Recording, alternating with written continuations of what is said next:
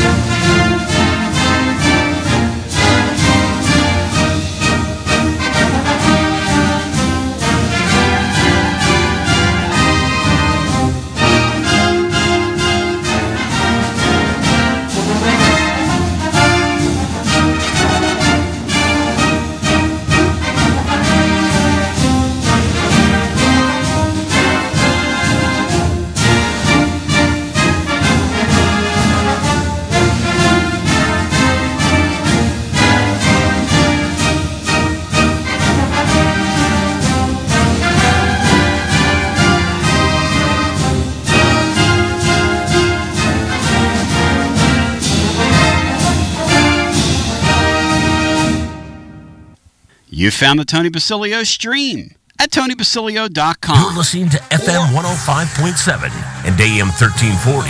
WKGN Knoxville. Wow. W289CU Knoxville. Fan Run Radio. T to the B, welcoming you to another edition. Fired up, focused, and prepared with you. Stacked, jacked, and packed on a Monday. Game face on. Get it on. Bang a gong. Get it on. First thing I want to do is shout out a guy that's listened to us in his car today. Jeremy Kimbrell from our friends over at TDS. They're phenomenal in our local area.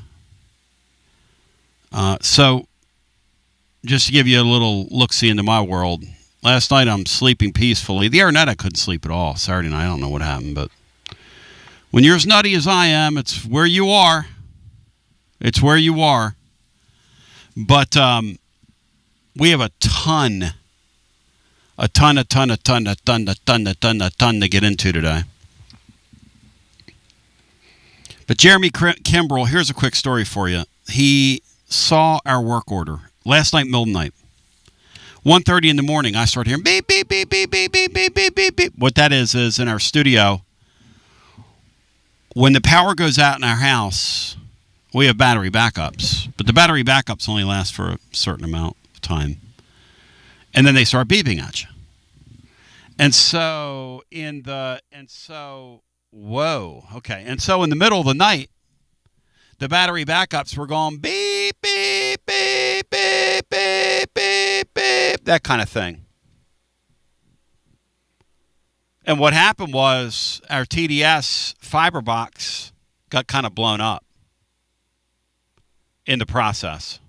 I talk about Josh Collins and your Collins Insurance Agency about how we've had times where we get nasty storms here, as in nasty storms, and we get our stuff can get blown up here from time to time. Middle of the night, we lose our power. Jeremy sees on the work order, I got to get to Basilio. I got to get over there at 3 o'clock. And he's like, no, Tony's show's on at 11. So Jeremy saved the show today. Laura and I were thinking about, okay, well, what are we going to do? We can go fan run, do the show from there. But that would create a bunch of issues because the show emanates out of our studio in North Knoxville, like how we do our commercials and fulfill those obligations for our partners. Do we do them live? That sort of thing. And I was getting ready to call Ryan and, make arrangements when tap, tap, tap at the door, 9 o'clock in the morning. There's my man right there, saving the day, Jeremy Kimbrell, who I wish we could bring out of the bullpen to put the fires out for our baseball Vols, who love them, like them, lump them, whatever you want to do with them. Those guys are some straight losers.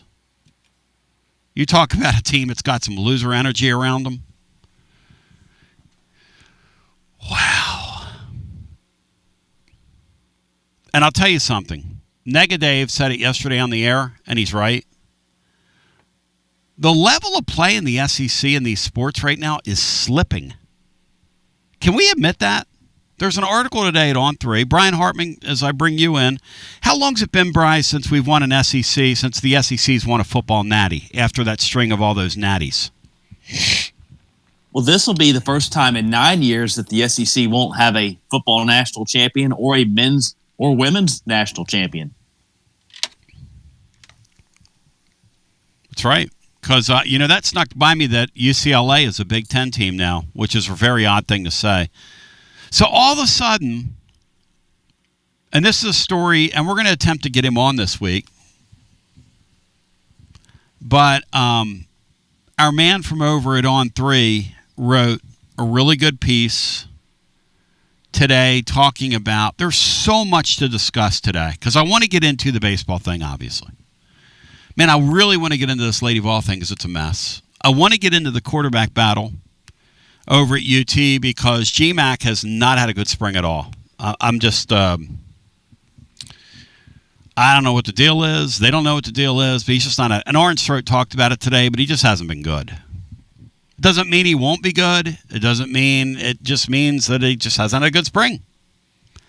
And you see, our job here is to discuss it. But he just hasn't had a good spring. And Tennessee's all of a sudden in a spot where if you're Danny White and you're looking at this thing, and it's too early to judge Josh Eland. There's a lot of season left, and he's got a lot of runway. But yesterday, Will Heflin, I'll say this to Will. Will Heflin yesterday was saying to a couple callers that were critical of what they see, well, have you seen the perfect game rankings? In other words, the recruiting rankings for what's coming. There's no guarantee those guys make it here. I don't know how to tell Will that. I don't tell. One thing about me is I'll make everybody mad eventually because I just kind of say what I see. And I'm not doing it to be critical. I'm just saying, kind of like that Lady Vol player. Everybody was like, well, she's coming, so Kim's okay because she. And we were on here a month ago going, no, she's not coming. And you know what? She's not coming. We're in an era now, just because I sign a letter of intent or commit to you, and these kids are committed, I don't have to honor that anymore. And so we're in the most whimsical era in the history of these sports we follow, collegiate sports. So this girl, she's a young girl. I can say girl. Or young lady, if you will. Signs this letter of intent, and she signs an NIL deal with UT, and she ain't going to come play for this lady. Are you nuts? I tell you this about that baseball thing, and this is a concern to mine. And I'm not even talking about the nuts and bolts.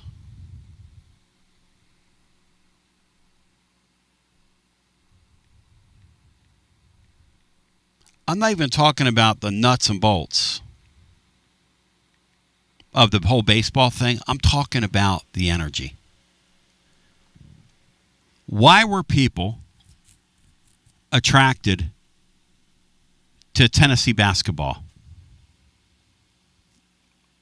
I mean, Tennessee baseball under, I'm thinking about what's going to happen in the portal. We have so much to talk about today. No Bino. He's on assignment, looking for his softball swing. Hope he finds it. But this baseball thing, I mean, I laugh as a reflex. Brian, have you ever, because I'm 59, been following sports since I was 9 religiously, like looking through media guides back in the day. When I was 10, 11, 12, I would mail away to teams all over the country. I've got on the other side of the glass here in a closet. Maybe one day I'll pull those out and do a little show and tell on the air. I've got all these things that I sent away for when I was a kid. I would take the directories of the teams that you would find in like Football Digest, Basketball Digest base, and I would write the teams. And I would say, please include... I was always like that, precocious kid. And my mom would get me a big book of stamps, and I would say, and then I would have all this mail coming in, and I collected that stuff. I mean, it was what I did. I guess you could say I was always going to do this. Anyway,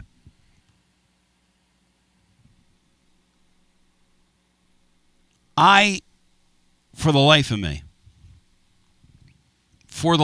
okay, have never seen anything like this baseball team. These guys are lovable, absolute, complete, and total losers. And no offense. That yesterday, they go up as they go up like they went up yesterday. 5-0, Brian, right? Middle innings. I'm sitting here with my family. Yeah. I've got my daughter, her boyfriend, my son, his girlfriend. We're all sitting there, and they kind of half watch it. I watch it. I'm like, this game's over, and they go, yeah, Vols going to win. I said, no, Vols going to lose. LSU has them right where they want them now. Brian, you ever see anything like it? Is there anything you can compare this team to?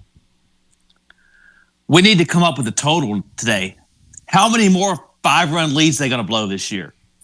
I'll put it at 2.5. Will Heflin had a great line for me yesterday. He said, why don't we do a Garza Law third inning report? That way we can talk about wins. Now, keep in mind, all 5 runs were unearned, right? That we scored, yes. They had 3 hits Saturday night and somehow won. Mm-hmm.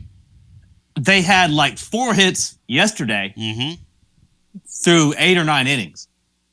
It's a miracle they won any of the games. Friday night they should have won the game easily, but they go to their bullpen, a guy they should count on, and he walks 3 batters in a row. You can't make that up. I mean, you just can't. And Chris Burke's up there calling the game, and look, you don't want to kill this guy because it's not his fault. Here's the thing about it. If Tony's here, are they doing the same thing? They weren't exactly great last year under Tony. I don't know how to tell you that, but they went a year without winning a series. Basically. When a guy's hit 3 homers off of you, when do you just not pitch to him? Well, the bases were loaded. The same Brian. guy. Brian, the bases were loaded. What were you supposed to do? When the bases are loaded, Brian, what do you suggest they do? Walk him with the bases loaded? Well, he'd already hit 3 homers. Maybe the third time.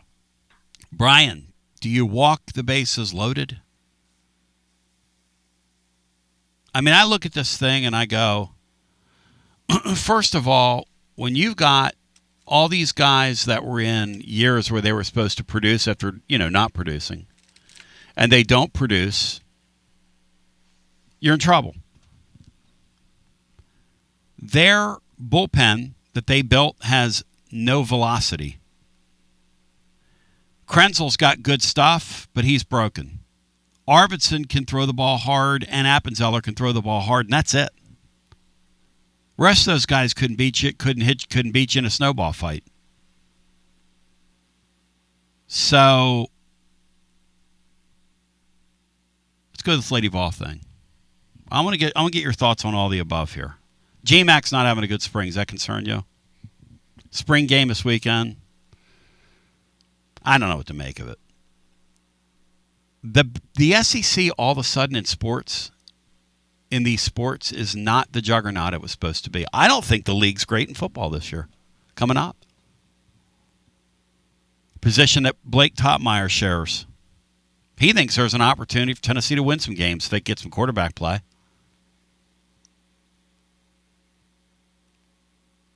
We're going to bring him on this week. What happened to the baseball league? This team sweeps this team, or they get swept, and then they go on the road and sweep somebody. That Georgia team, Brian, we saw earlier in the year, they're not very good, and they're at the top of the thing right now. We should have beaten them 2 out of 3, and that's really where Elander. See, that's the rub here, is that he badly mismanaged that game, and since then they've been flailing. And I don't think it's, all on him, because I don't know that their team gives him any options. I'll give Jay Johnson credit. Jay Johnson looks at Tennessee's lineup and he goes, Grimmer, you can hit, you're going to first base. Henry Ford, you can hit, you're going to first base. Everybody else, we're going to play with you. You guys couldn't bust a grape in your own building. We're going to call you out. It's like when I was in high school, they'd say, meet you at track 315. And then word would get around that you're going to have a fight. So, Oh, man. But we can talk about that. I mean, people say Vitello bolted to San Francisco or whatever, like some people say. Listen, a major league job is a major league job is a major league job. And that's a good major league job with a so-so roster in a real in-between time. They're just not going to win games. You know what San Francisco's roster is in their level of baseball? It's Tennessee's roster in their level of baseball. Pretty good pitching. Zero offense. It's the same thing. And a so-so bullpen. Same thing. They are, and yesterday the Vols uniforms that they unveiled yesterday looked just like the San Francisco Giants, Bri. Did you pick up on that? I saw a picture of them. They're hideous. They look just like it. Speaking of San Francisco, yep. They've been outscored by 25 runs over the first 10 games. Mm-hmm. That's the worst mark through 10 games for the franchise since 1896. They have zero offense. Tony has no chance there this year. In that sport, it's Martha and the Vandellas, baby. There's nowhere to run and nowhere to hide. But I am shouting out, once again, my boy. He's my new boy. He's cool looking, too, by the way. Jeremy Kimbrell. If you know him, shout him out today. He saved our lives. Saved our bacon. SOS, save our show.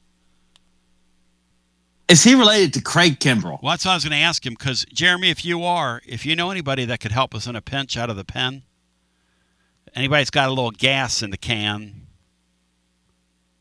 Also want to shout out Berkey and Mike Monaco. Bino and myself had a chance to hang out with those guys for a couple of hours at Calhoun's after the show the other day.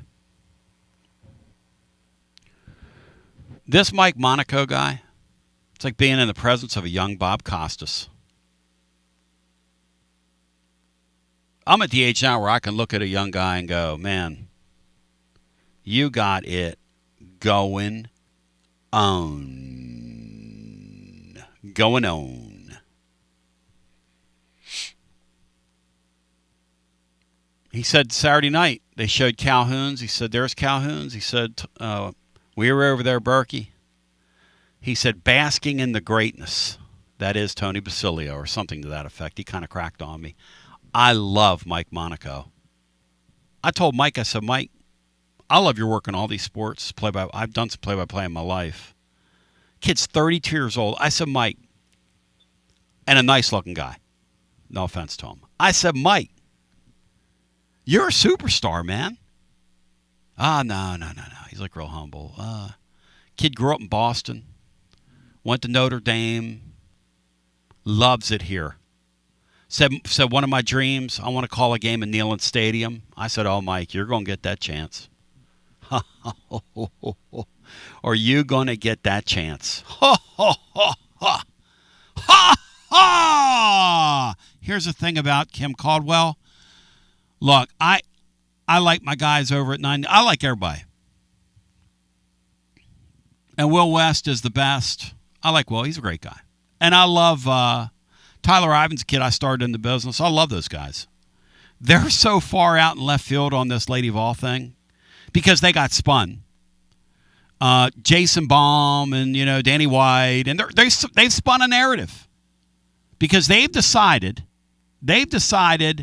we're going to rehabilitate somebody that needed to be fired. And I don't even know the sport and she needed to be fired. Like, let's just say, because the Civil girls ended, Seville has now entered the portal. I call her Civil on here because of W. Lynn. She was his favorite player. She reminded him of the war between the states, as he calls it. She's written the following. The Lady Vol program is now the Lady program.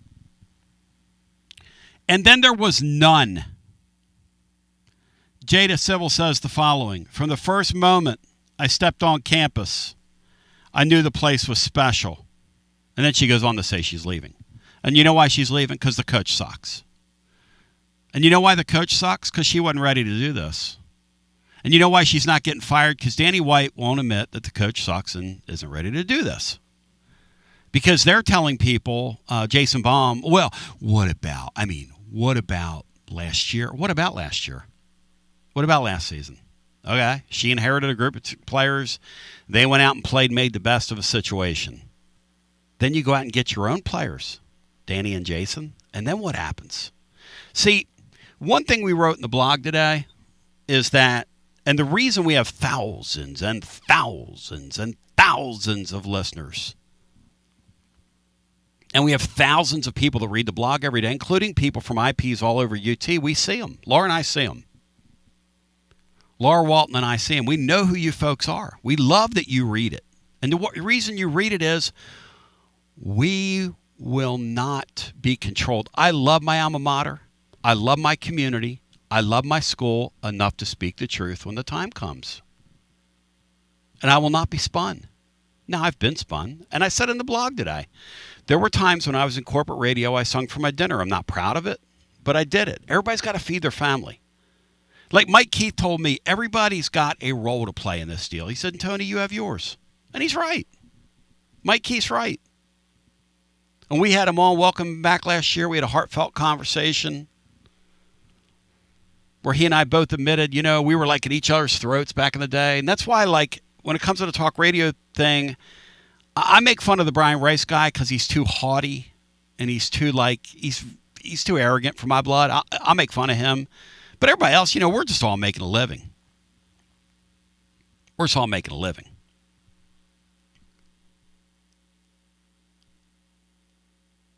They're spinning a narrative that a coach, that the two male coaches ganged up on poor Kimmy and undermined her all year.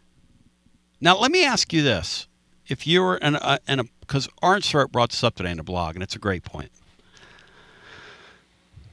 If you're a boss and you're managing people, okay, anybody listening to me, you don't know a damn thing about women's basketball. I don't care what you know or don't know, okay? You're in the business world. Dave and Ackworth, you're in the business world.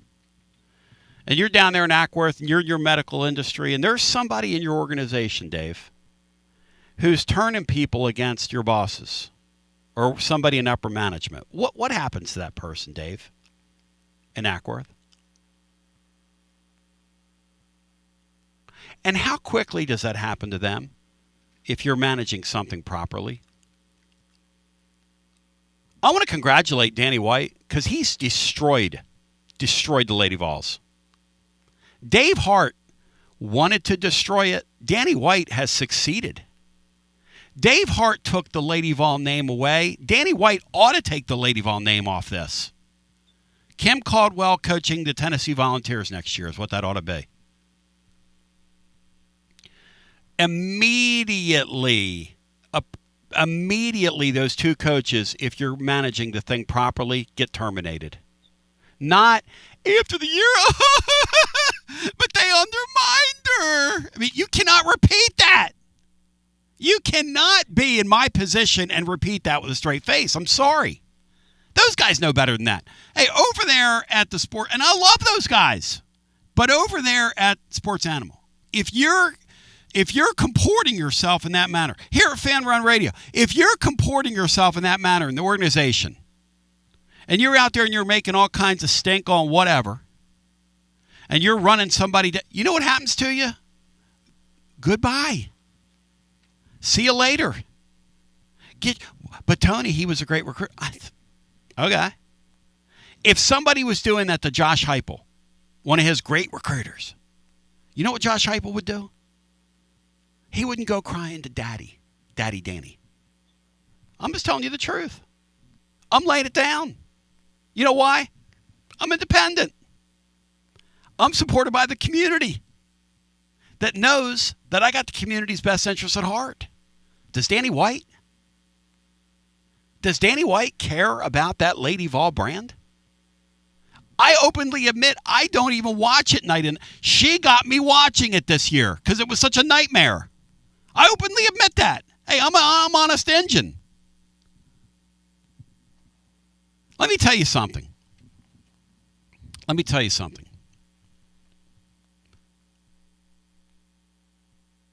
I knew Pat Summitt. She scared me. Okay, you're only one Pat Summitt. Brian said it. When you're around Pat Summitt, Brian was a kid, and I'd send him over there to cover them and interview and be around her. And Brian said she'd look at you and scare the hell out of you, and she would. Kim Caldwell looks at you, and you want to go over there and put a little rouge on her nose. She's a little cutie pie. She can't coach a lick. No offense to her. Let me tell you something. If you could coach, you would never let that happen to you. Never. You would never let that happen to you if you could coach. And as for people that are repeating the line that they're, and it's a lie, that they're selling, let me ask you this. Here's another thing. You're in corporate business. And then I want to get to the men's portal, all this stuff. We got a lot to unpack today. Let me ask you something. Because the portal opens tomorrow. And now the Lady Vols have none. And I told you that girl, the young girl, was never going to make it here. People didn't believe that 3 weeks ago. She was never coming, okay? All that stuff that, and I love Candace Parker. I think the world of her. But she's singing for her supper. She's a big corporate uppity up with Adidas, and she's on You know who was telling the truth? Who was telling the truth, Brian, over there at ESPN? What's the gal's name? Who I love? Andrea Carter. She told the truth. She went right on that microphone and said, look, I wore that jersey. And what they're doing is a disgrace to what we did. And you know what? She's right. She's right. Now I saw somebody say, well, that makes sense then why the players would check out on the coach, and that's this narrative of these two men, the man driving a wedge. Let me tell you something. That's a bunch of BS. Now, if you're the head coach of that team and you think kids are checking out on you, what do you do, Brian, to those kids? What happens to those kids, Brian? Well, they go on the bench for a while. That's exactly right. They never play. So people say, they run steps till they throw up. People say this Z Spearman, she quit. Hey, you going to quit trying? Get your ass on the bench. Get over there and have fun. Get on the bench. So Kim Caldwell, I want to make sure I got this right. Now again, I'm going to go. Let's take this thing in an abstract, okay? You're in corporate America, and this is your line to save your job now. I had 2 people undermine me, and my whole team quit, by the way. Even my star recruit for next year, we've never seen anything like this. I've been here 34. I've seen all kinds of crazy stuff here. Okay? I've never seen anything fall apart so fast. That Lady Vol name, I always thought that it was built to last. Song lyric, Daryl Hall. Solo record. Very good.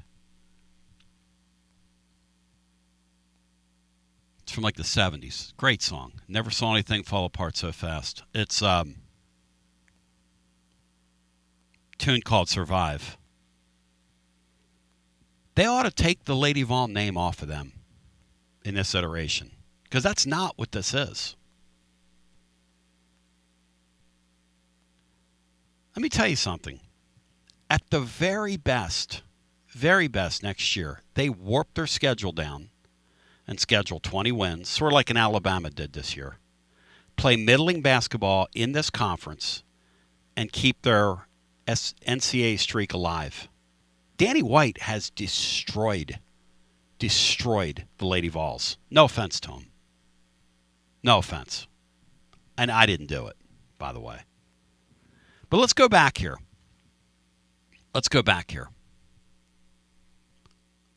So I'm back to let's see. I'm going to make my first. Jay Cart, you're timed out for 24 hours, bro. Have fun. And he's been a super chatter in the past, but you can't say some of the things he's been saying in there. You're out of here. Over on YouTube, where we got a couple 150 people watching us,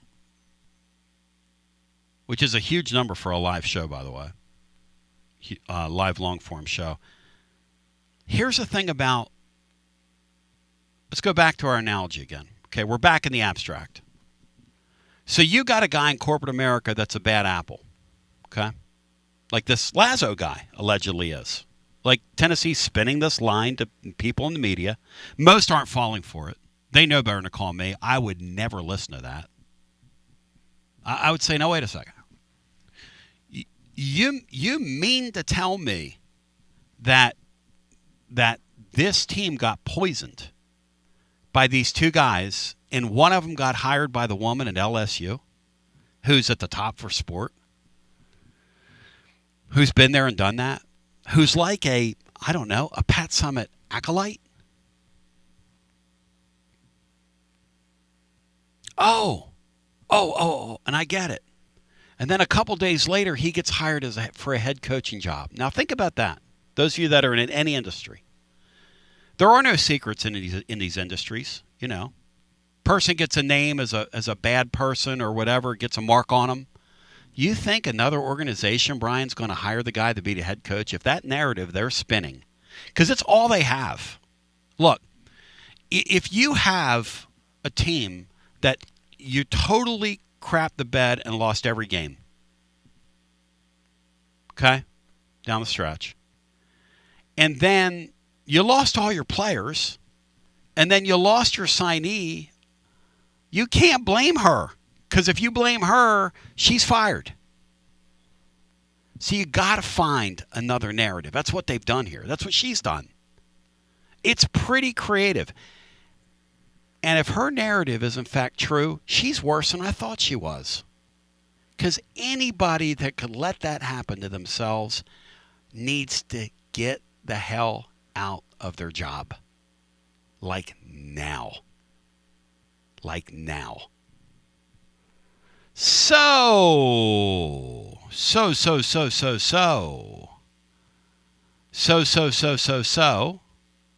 where we are. That is where we are. We come back, and we'll get to some calls, 865-200-5402. Shout out to Will Heflin. I think we've won one baseball series since he's been doing the post-game show, Bri. We've sat in here on some Sundays, and we have had some real... Oh, Javoy Kresna. Let me see, Javoy, what happens to you? You're gone for a day. See you, buddy. Have a Dwight Gooden, Javoy. Have a Dwight Gooden. You're out of here for a day. Think about it. I want you guys to be better. I'm going to coach you all up. I'll coach you all up. See, I'm not like Kim Caldwell. I'm not afraid of confrontation. I'll coach you right up. If you're that afraid of confrontation, Brian, am I wrong? If you're getting undermined by your staff and you're that afraid to call somebody into the office and say, hey, you've been doing this to me, you're gone. That is the point in this whole thing. Anybody that would buy that line, oh, these guys, the men did it. And Kimmy went running to Danny. And they're repeating the narrative. Hey, Danny, if you had somebody in your organization that was doing that to you, what would happen to them? Danny White? And how long would it take, Danny? I mean, you people are charging people admission for this. People are invested. I'm not one of them. People are invested in it. I mean, I'm not one of them, but people are invested in it. And this is what you come with? God, it's unbelievable. Andy. Bronny, how quickly would that person... Brian, you know me. If I got word around here that somebody was doing that to me, how quickly would they last, Bri? You know me, Bri. Bri seen me snap.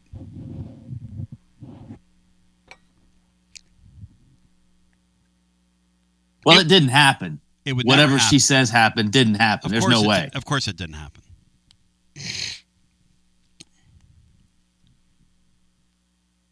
Two things here. Two things. She has zero business having that job, and Danny White is a really, really, really, really arrogant person. Those are two things that we kind of know, but they're on full display right now. And here's another issue. And Chris Burke, and y'all close your ears. My boy Heflin, close your ears. A lot of the former players, close your ears. I'm not here to do this, but I got to say the truth. If this baseball team continues to be bad, boring, all those recruits that y'all think are coming here are not coming here. Because that crowd in that place is going to be cut in half. I didn't do it. Again, I didn't do it. They were saying, while they were showing a half-filled ballpark this weekend, that it was jam-packed. It would have been jam-packed, but it wasn't jam-packed. There were a lot of people that have tickets that don't even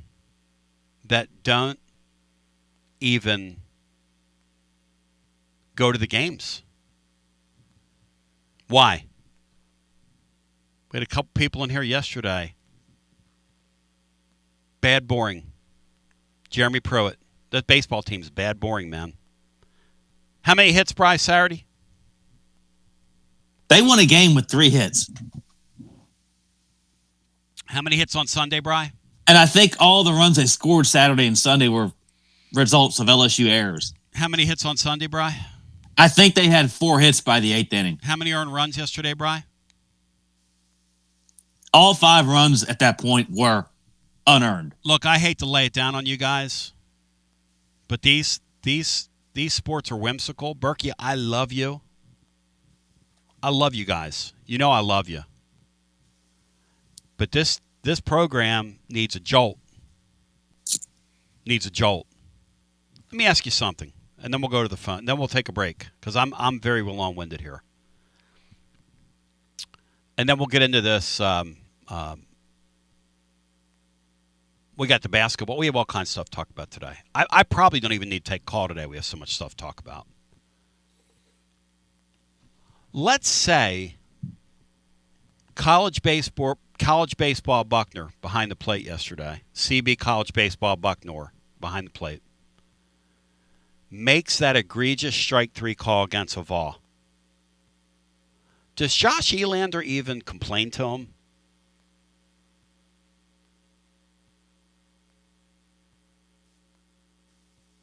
I'm glad he moved back into the dugout, though. I'm asking for a friend. I mean, does he bark at the umpires? Does he? I mean, I realize his approach is, and he's got the guy that does the numbers standing next to him, and that's all well and good. It's great. Frank Anderson would have been arrested if that were him.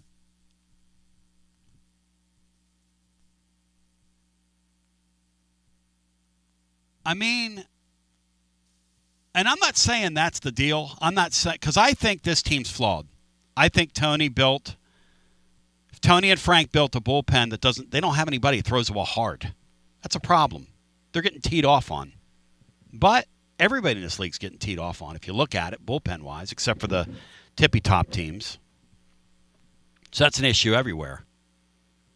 But here's the deal. They're charging, and Tennessee saw this coming, by the way. 3 weeks ago, they sent a letter out to the ticket holders saying, not only are your tickets not going up, which, in Danny White parlance, that's like him giving you 20% off.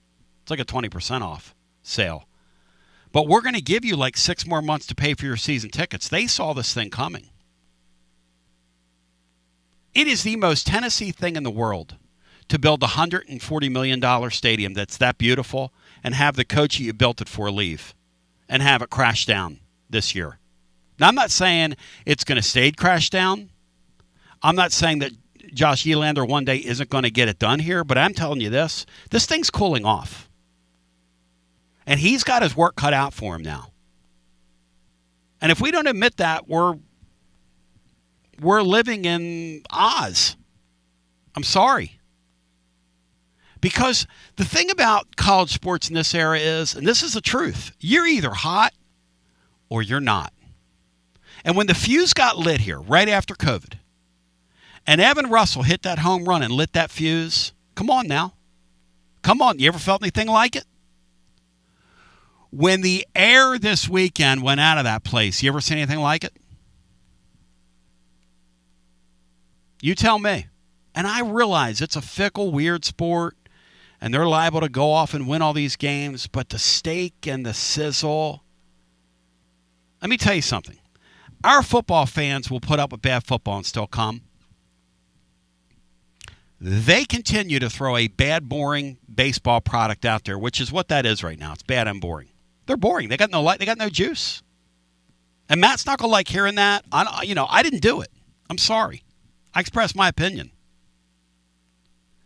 But when you are bad, boring, all those people that came and set their watches around it and watch it on ESPN Plus and all that. Poor John Wilkerson. I mean, he's going to be back to 50 family and friends. Yesterday, it looked like the old times, Brian, that ninth inning. When you look down there and all you saw was the row that I'm not even going to say begins with a T, ends with Ubs. They were the only people left. They emptied that place out.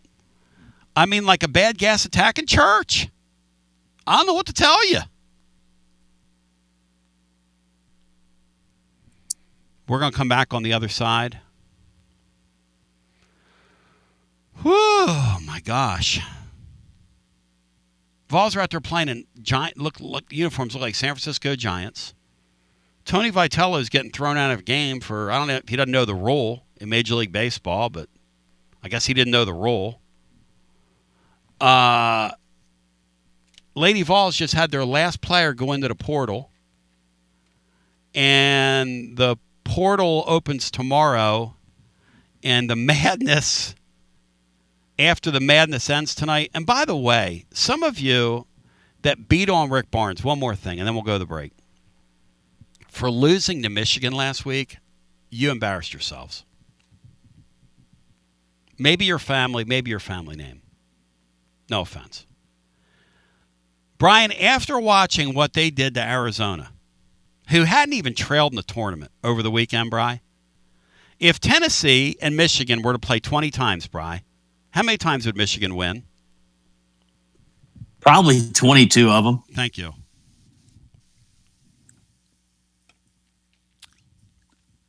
I think it would be the first time that Tennessee's lost to the eventual national champion in the tournament. 0. If Michigan wins tonight. I think UConn's winning tonight.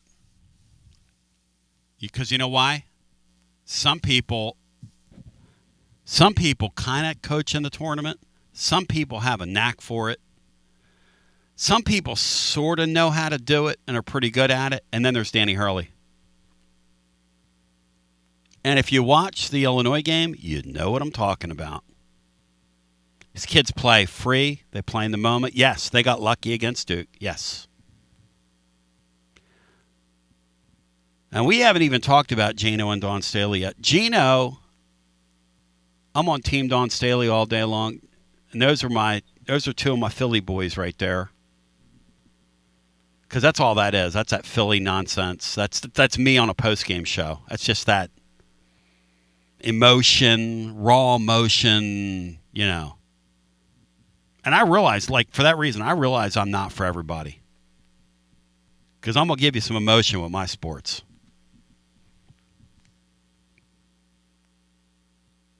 We're going to come back on the other side.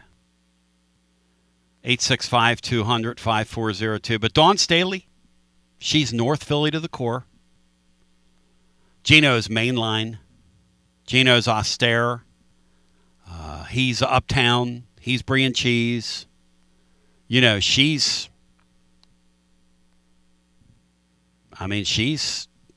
come up the hard way. If you saw where she's from, you'd see why she is the way she is. Because she screamed at him, "I'll kick your ass," and she meant it. Get him back here. Because she was going to swing on him. God, it's going to be unbelievable. You talk about putting a sport on the forefront.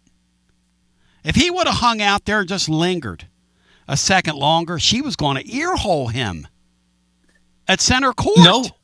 No one even knows who won that thing. It's all about what happened between Gino and Dawn. That's the story. Wrestling. We love wrestling in this country. And always will. Let me tell you something. If Dawn Staley was coaching the Lady Vols, you wouldn't be able to get a ticket in there. Our crowd would love that. We loved Lane Kiffin. We love Tony Vols, and we would love her. Brian, am I wrong? You know how fired up folk is prepared?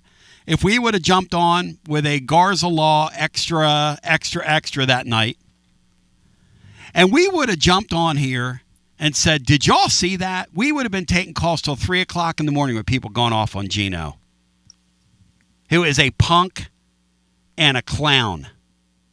A punk and a clown. What a sore loser. You won all your games this year. You beat everybody into the ground. Go out there and shake her hand, you diva.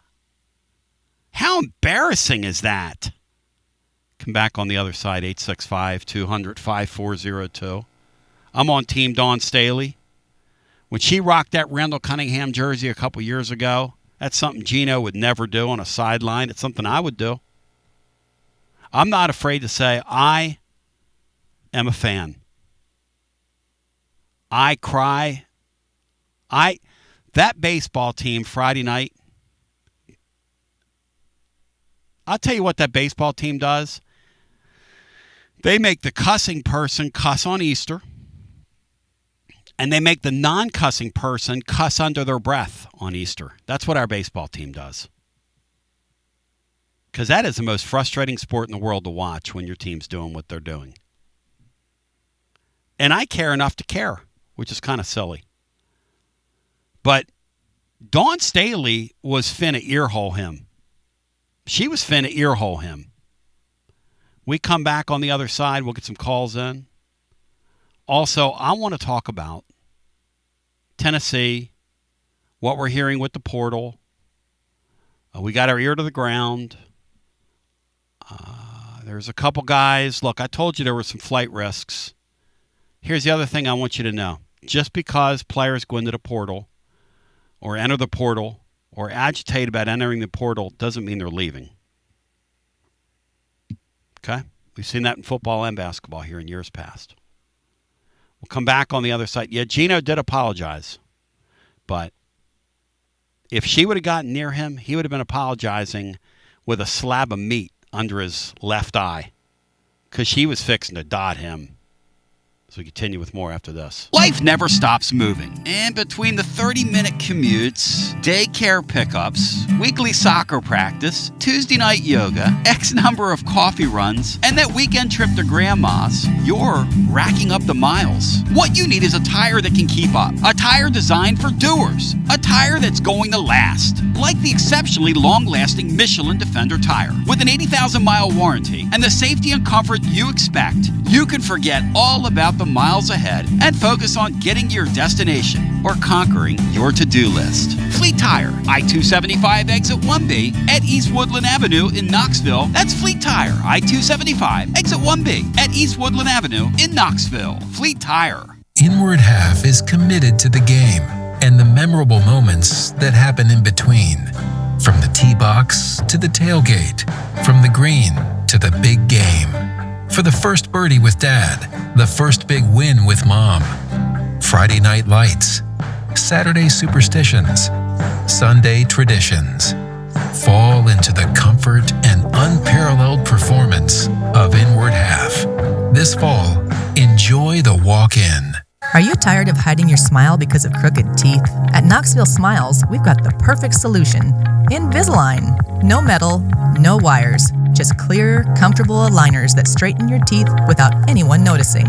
Eat what you want, smile with confidence. and see results in as little as 6 months. Call us today for more information about Invisalign, 865-539-1776, or just visit us online at knoxvillesmiles.com. Smile brighter with Knoxville Smiles. Fan Run Radio, where Big Orange Country comes to talk sports. Start your morning off with your daily dose of talk sports with John Reed and Cody McClure from 8 to 11. Then it's Tony Basilio from 11 to 1. The Playbook with William Pattison from 1 to 3. And The Drive from 3 to 6. It's 10 hours of hard-hitting local sports radio every day. Out-of-town law firms have been swarming into East Tennessee lately. From Memphis, Chattanooga, and Birmingham, they've stormed into the area. Wouldn't you rather do business with a local firm? You know, a true neighbor. Marcos Garza and the pros at the Garza Law Firm are just that. There are neighbors and friends that support local causes year-round. The Garza Law Firm works to serve you professionally on criminal matters, injuries and accident matters, and Social Security and disability filings. The Garza Law Firm is here for you at garzalaw.com. The Garza Law Firm. Let us help. Gotta love this time of the year.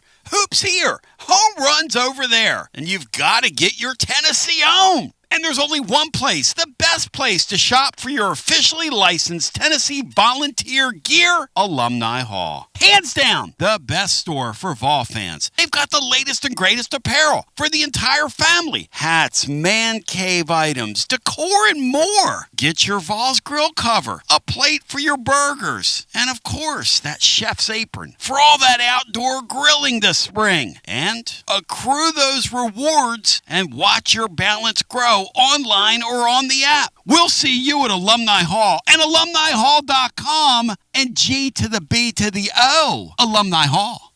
Nothing reminds you of how much you rely on your air conditioner like the first really hot day in East Tennessee. Schedule Pipe Wrench Home Services' $79 seasonal tune-up now before the heat sets in.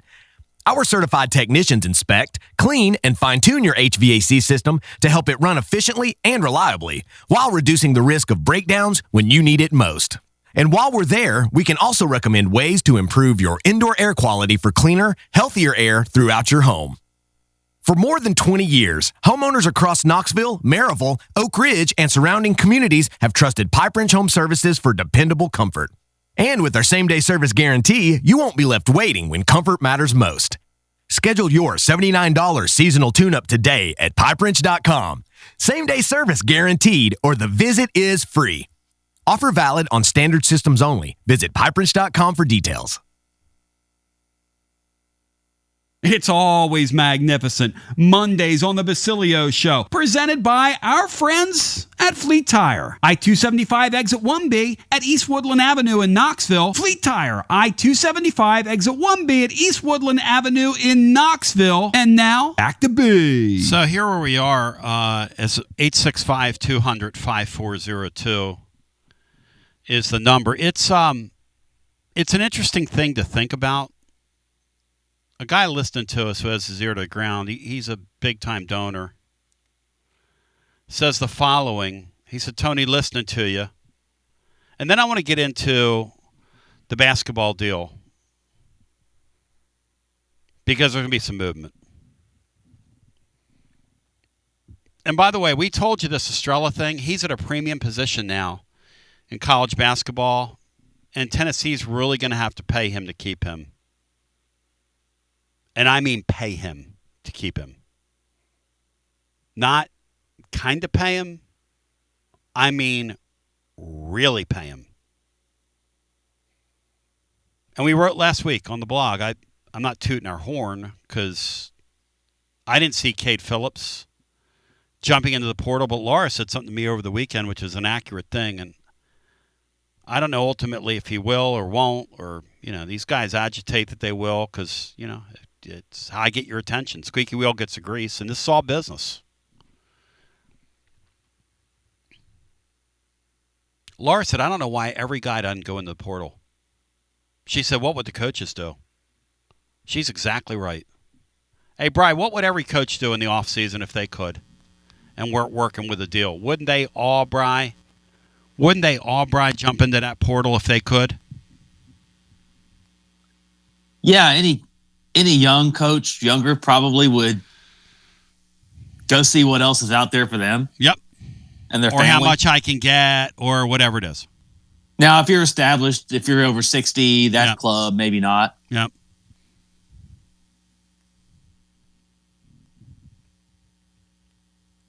But if I only have 4 years to play or 5 years to play, whatever the number is, and I've got a limited window, unfortunately for us as fans, this is what they've done to my industry. I'm going to drive my price up as high as I can. We wrote on the blog last week, Clarence Musamba's going to hit the – he's gone. Barnes likes him. Nobody else kind of does, and they basically offered him like $10,000 to stay. I mean, unfortunately for him. But they offered him peanuts. He ain't going to stay.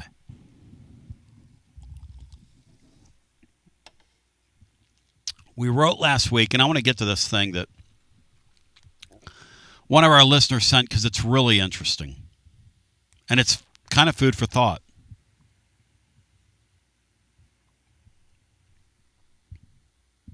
And I apologize that I'm a little all over the place today, but like I said off the top, we have so much to discuss today. So much. So much. Crazy to think, our listener writes, and then on the other side, I'm going to get to this transfer portal stuff, second hour. Crazy to think how cyclical the entire athletic department can be, or any athletic department can be.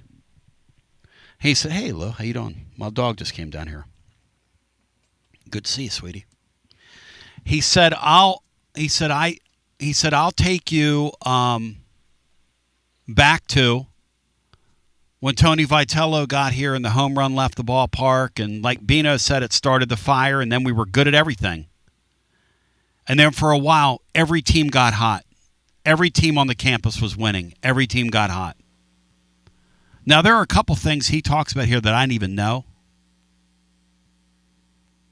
But here goes. I want your thoughts on this.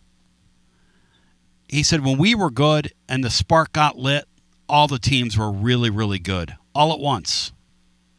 And then when we're bad, it seems to carry over like a disease or something. He said, look, I love UT. And I stay close enough to the athletic department, give money to it. But the fact is, 2 years ago, we had an all-time great year. Maybe even two across the board. But if you take it and compare it to the snapshot in time today, it's highly concerning, he writes. This is where it gets interesting. Our best finish this year in any sport is an Elite Eight by Rick Barnes, which is great. But what else do we have to show for it? We know in football what happened. We know in baseball what is happening. And baseball's not over yet. Like I wrote in the blog today, they could turn that around. But, man, that's a bad, boring deal, what they're doing right now. That's tough watch. That's tough putt, coach. That's tough putt, coach. He said soccer, ranked number 1 during the season, but lost in the first round of the NCAA. Football, blasted by Vandy. And in a season where they accrued, if we're honest about it, 0 good wins. Is that true, Bri? 0 good wins? Are we going to challenge that, or is that an accurate statement by him? All the good teams they played, all the really good teams, including the bowl opponent, they lost to. He said women's basketball. He said, you're right. They ought to take the Lady Vol name away from them. He said baseball. He said it's a snapshot, but they're inventing ways to lose games. Their bullpen is imploding, and he said if we're really honest about it at this point in time, they're likely to miss the NCAA tournament altogether, which he writes here I didn't think was possible. Brian, did you think that was a possibility coming into the season, that they could miss the tournament? No, I thought there was a better chance they'd make Omaha than miss the NCAA tournament altogether. Maybe even win games in Omaha. He said men's tennis, our boy there. And we love Woody. He's our boy. I didn't realize this, Bri. Do you know what men's tennis's record right now is? And my impression is it's not very good. Mm-hmm. He said they're 1-12 in the SEC this year. Will not qualify for the NCAA. Man.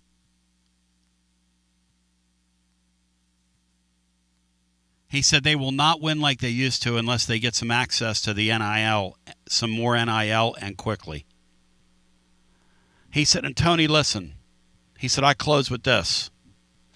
I still love watching the Vols, no matter what. I follow them in every sport. He said, but what a downturn lately. He said, and I don't know when the upturn happens. Because football next year, Vegas put their total out, and it's 6.5.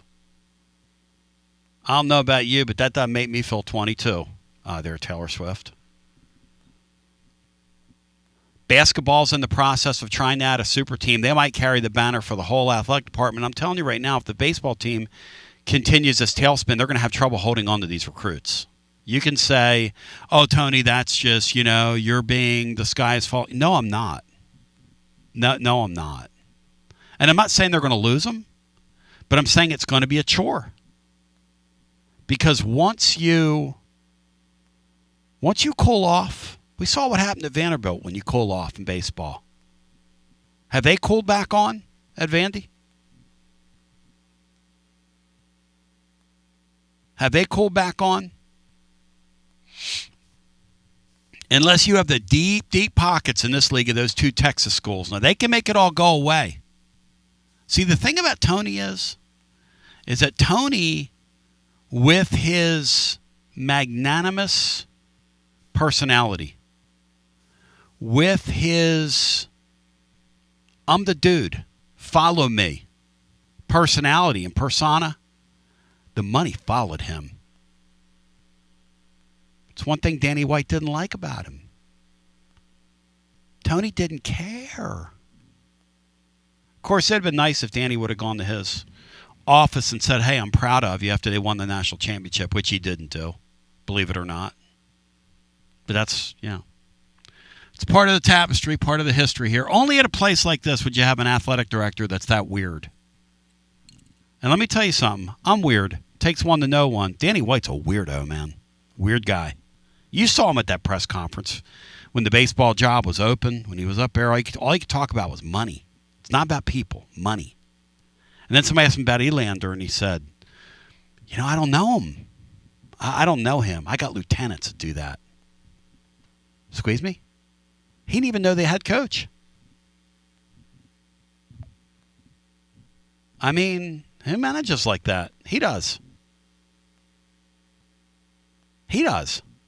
I'm telling you, this guy, no offense to him, he's destroyed the Lady Vol program. Dave Hart, literally, because Dave Hart didn't like those women at all. I mean, let's just call this what it is. He's kind of an old guy, and he was like, why are they get all this attention? And he was from Alabama, and they just kind of they gave him enough money for uniforms, and please leave me alone, and we're going to focus on football, and some of you are like that. So, different strokes for different folks. But Dave Hart was like, we're going to take your name away from you. We're going to do this. We're going to do. He had a war on women. He had a war on women. They took the name away from every sport except basketball. But he tried, Bri, to take it away from everybody. So that's the backstory. He had his own. But I think out of respect for past someone who was still living at the time, they kept it. It was the dumbest for ladies basketball. It was the dumbest thing in the world. Here's the thing about Tony Vitello, right? People are saying, well, he's an emotional guy. Yeah, he's a nut. He's a nut job. Tony's nuts. He went crazy yesterday on something he shouldn't have gone crazy about. I think he got thrown out of the game on purpose. I'm back to this, to our baseball fans. If Jay Johnson, and I want to get into the portal after this, but if Jay Johnson, when he got thrown out of the game, he saw that as an opportunity to light the fuse on his team. Veteran coaches do. And our guy had enough seat time yet for this as the head guy. And look, as a buddy of mine that's been in baseball for 20-plus years likes to tell me, major league level, any team that goes through periods where they don't hit the baseball, your whole team's going to look lifeless. If you don't hit the ball and put the ball in play, you're going to look lifeless. He's right. I ask you this, though. If Josh Elander's in that dugout, and let's say, I don't know, Abernathy's batting, and a pitch is that far off the plate called for strike 3 in that spot, does he come out of the dugout and get thrown out of the game there? I hope the answer is yes. I hope the answer is yes. I hope we unanimously say yes. I asked the chef that yesterday on the air, Heflin. He said, yes. He said, I would hope so. Because if the answer to that's no, you're in deep trouble, man. The fact that I'm asking that question probably isn't fair, but this team's pretty lifeless.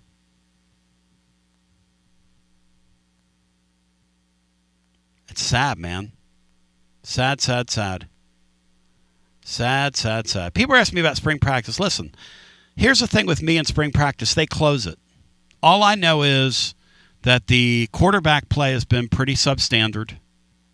That's really the thing we care about coming out of spring ball.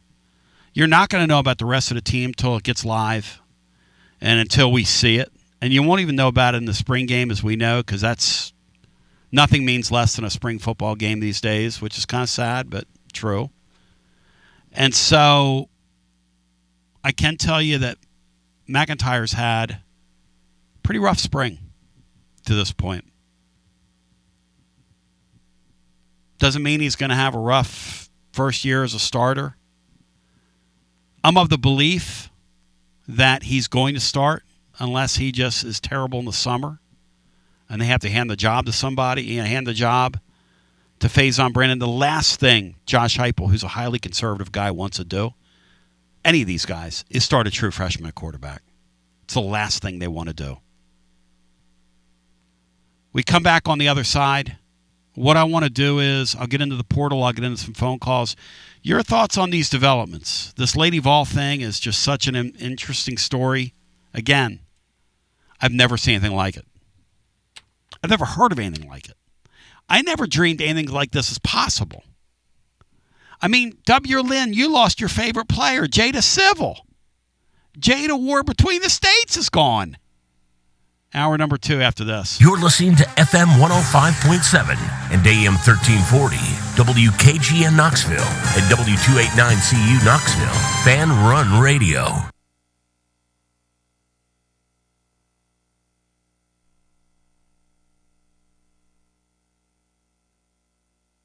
It's the hottest post-game show on the planet. Garza Law. Fifth quarter fan reaction. Fan reaction. As soon as the final gun sounds, we're live. Hi, I'm Jim Simpson, owner of Simpson Meats. When's the last time you grilled a really good burger or steak? One your friends still talk about. Our goal at Simpson Meats is to make that happen every time you have a cookout. All of our cuts of meats, steaks, burgers, briskets, and pork are always fresh, flavorful, and sustainably sourced. We are family owned, so we know the importance of knowing how and where your food is raised. We have been putting quality first since 1888. Visit our butcher shop off Lovell Road or online at simpsonmeats.com. Got a plumbing or HVAC problem at home? Whether it's an AC that won't cool, a furnace acting up, a clogged drain, or a water heater problem, Pipe Wrench Home Services is ready to help. Right now, when you schedule any HVAC or plumbing repair, your service fee is waived with the completed repair. That means expert help fast without the extra cost just to show up. Our certified technicians will quickly diagnose the issue and provide reliable solutions to make your home comfortable again. And with our same-day service guarantee, you won't be left waiting when help matters most. For more than 20 years, homeowners across Knoxville, Maryville, Oak Ridge, and surrounding communities have trusted Pipe Wrench Home Services for dependable comfort. Schedule your repair today at pipewrench.com. Same-day service guaranteed, or the visit is free. Service fee waived with completed HVAC or plumbing repair. Restrictions apply. Visit pipewrench.com for details. Okay, so we really need uniforms and equipment for this season. Can I trust you with that? Cool, I'll just order them online.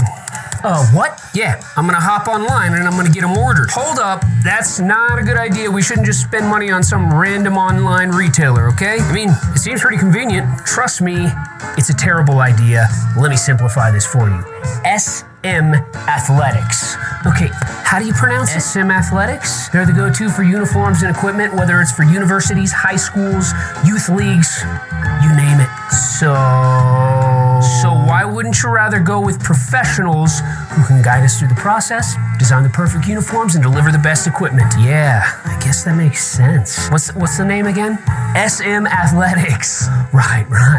It's definitely smarter to go with a company that emphasizes customer service, fair pricing, and, of course, excellent products. Exactly. So, yeah, I guess it's settled then. For uniforms and equipment for all sports, it's SM Athletics. When a dangerous, overgrown, or storm-damaged tree is threatening your home, your car, or your family, don't risk it. Call ECR Total Landscapes, your local tree-cutting experts. From precision tree removal and trimming to emergency storm cleanup, ECR Total Landscapes has the equipment and the experience to get the job done safely and efficiently. Call today to set up your free estimate, 865-384-2012, or just go online to ecrtotallandscapes.com. Josh Collins at Collins Insurance Agency. At Collins Insurance, we strive to ensure our customers receive better coverage along with bigger savings. Our community is important to us. We want to provide exceptional service to our customers. Anybody can provide great rates, great coverage, but can you also get great service? And hey, don't just take my word for it. What's up, everybody? Zakai Ziegler here. My family turns to Collins Insurance Agency for the best service, coverage, and price. So don't just go online and get some random insurance. Experience the Collins Insurance difference. Like he said, experience the Collins Insurance difference. CollinsInsuranceTN.com. CollinsInsuranceTN.com. And hey, their Mama Zizi approved. CollinsInsuranceTN.com. Thank you to Josh Collins and Zizi. One more thing, Tony. Go Vols! Yee-haw! I've been hooting and hollering ever since I started betting with the VIP Play app. VIP Play has more than 200 leagues, every bet type you can imagine, live betting and live hosts, all with 24/7 support from real live people when you need them. Start betting better with the VIP Play app today. Don't be a better, be a better with VIP Play today. VIP Play coming soon. Gambling problem? Call 1-800-889-9789. Must be 21 plus and located in Tennessee to bet. Basilio here, and my friends at Carnes Motor Company started with a dream over a quarter century ago. I met Rob and Brian back when I still had hair, and they were working at a huge dealership in West Knoxville. But they told me back then they wanted to sell cars on their terms, and I wanted to do radio on my terms. Their terms, just like my terms, are ultimately your terms. In both cases, you're the winner.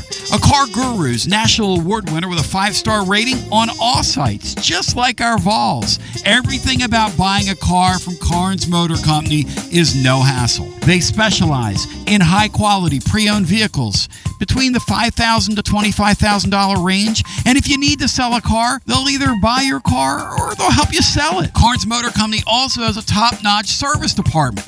Therefore, every vehicle is rigorously inspected and serviced prior to delivery. So you're guaranteed to get a quality pre-owned vehicle every time. If you need a place for service, they've got you covered.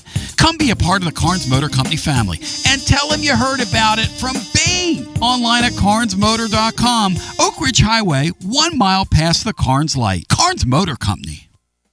Big news, Basilio family. Get ready, because the 2026 Knoxville real estate market is officially shifting into high gear. All signs are pointing toward a record-breaking year, and the energy across East Tennessee is absolutely electric right now. Whether you've been dreaming of finding that next home, looking to capitalize on your current equity, or ready to dive into the investment world, the timing has never been better. Having a game plan is the key to winning in this fast-paced market, and I'm ready to help. Give me a call, Jennifer Morris, at 865-694-5904, or reach out at nextmovesmokymountains.com. That's nextmovesmokymountains.com, and go Vols. It's always magnificent. Mondays on the Basilio Show, presented by our friends at Fleet Tire. I-275 exit 1B at East Woodland Avenue in Knoxville. Fleet Tire, I-275 exit 1B at East Woodland Avenue in Knoxville. And now, back to Boo. All right, let's get into the transfer portal stuff. Tony Basilio back with you as I welcome you back. Brian Hartman is here. Bino is on assignment today. Bino is in search of. today he's in search of his softball swing. Which Brian brought up a good point about the softball program. Bryce, go back to about 5 weeks ago, they were at absolute cruising altitude. Brian, we were calling them a super team in the sport, weren't we? Seems like they were 26-0. Yep. And since then, they're 6-6, and they need to find their swing in softball too. Their offensive production has gone down to about 3 runs a game average since in the 12 games, but They haven't fallen off a cliff. They're 6-6. Yeah. And they got a chance if they can find the gear that if Pickens keeps doing what she did out of relief, they still have that gear that they could win the whole thing if they can find that again. Pickens is such a special talent. She got the gold card over the weekend. I remember when I first got out of school and started making money, and they offered me the gold card. I think it's 2 different gold cards. They wanted me to spend myself into Oblivion Newton-John back in the day. They walked out there and gave her some kind of gold card. What do they call it, Brian? The golden ticket or whatever? Jenny Finch was here. Has Jenny Finch ever given... It's a golden ticket. Has Jenny Finch ever given you anything, Brian? If Jenny Finch came and gave you something made of gold, would you accept it from her? Probably. Yeah. If it were made of silver, I would accept it. Interesting. Or even bronze. Or like something tarnished. If Jenny Finch walked up to Brian. Like an old penny. Yes. She could give you like a piece of dirt and you would thank her for it. Let's move along. Enough of that inanity. All right, let's talk about the basketball portal. So, 'tis the season. It's getting ready to get wild. I'm still of the belief that Tennessee is going to be in super team mode for what they're going for in the portal. They're going to swing heavily.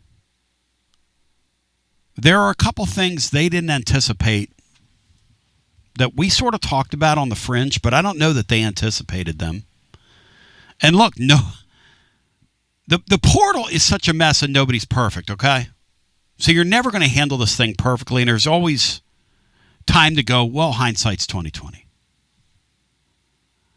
But I think what happened is, here's what's going on. First of all, we told you last week the 2 real flight risks off the team are J.P. Estrella and Bishop Boswell. I believe that right now. Now, J.P. Estrella just went into the portal, or just announced, it doesn't open until tomorrow, but announced his intention to do so.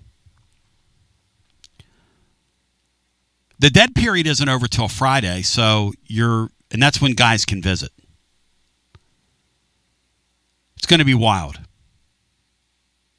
I was telling you last week that Estrella, Tennessee kind of thought the figure was going to be $1.5 million to keep him. That's a pipe dream. There's James Daniel IV told me, Tony, and I was getting it, from the Tennessee, and I give James Daniel, I'm going to give him a shout out here because that's what I do. I'm not afraid to share the love.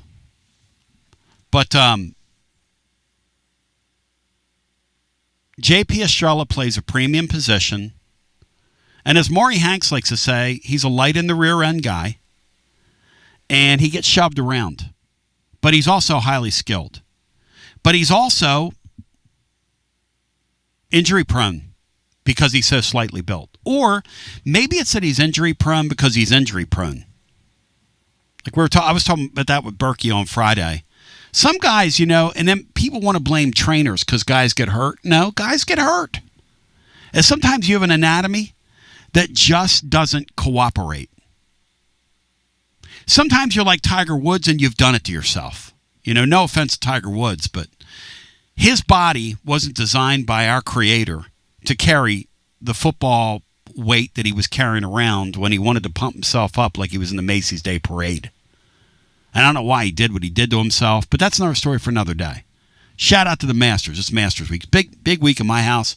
Laura and I sat there last night. We watched the 1971 on YouTube on our smart TV.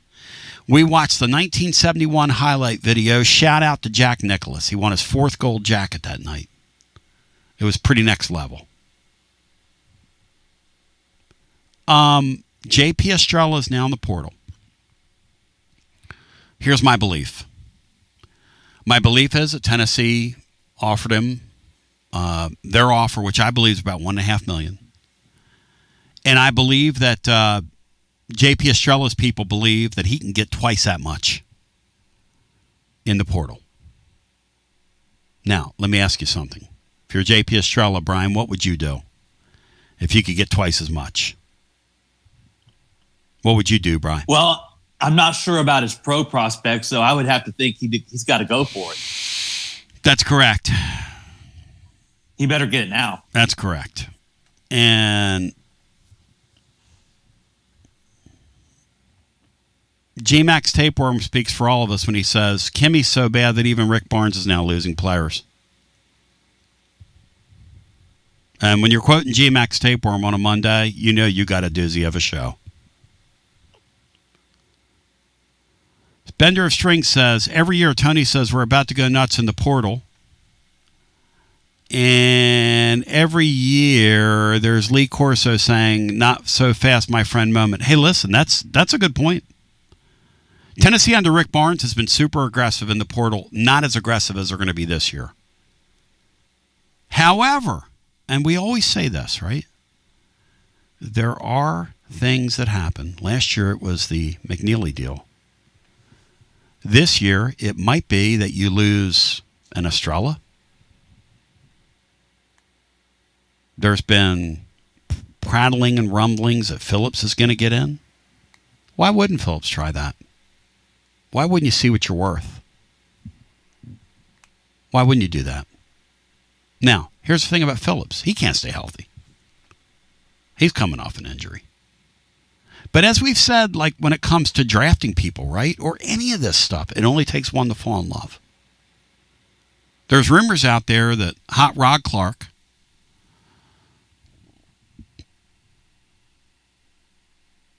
whose name I think will come up later on in this cycle, but more on that later on as it happens. Those of you who are initiated kind of know what I'm talking about.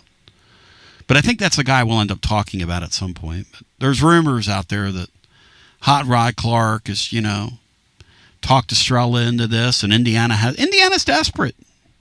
Hey, if you want to pay that kind of money for that kind of player, Brian, do you advocate paying $3 million for JP Estrella? Would you do that, Brian, if you're us? I don't think I would. I don't either. I don't think I'd go above $2 million for him. Yeah.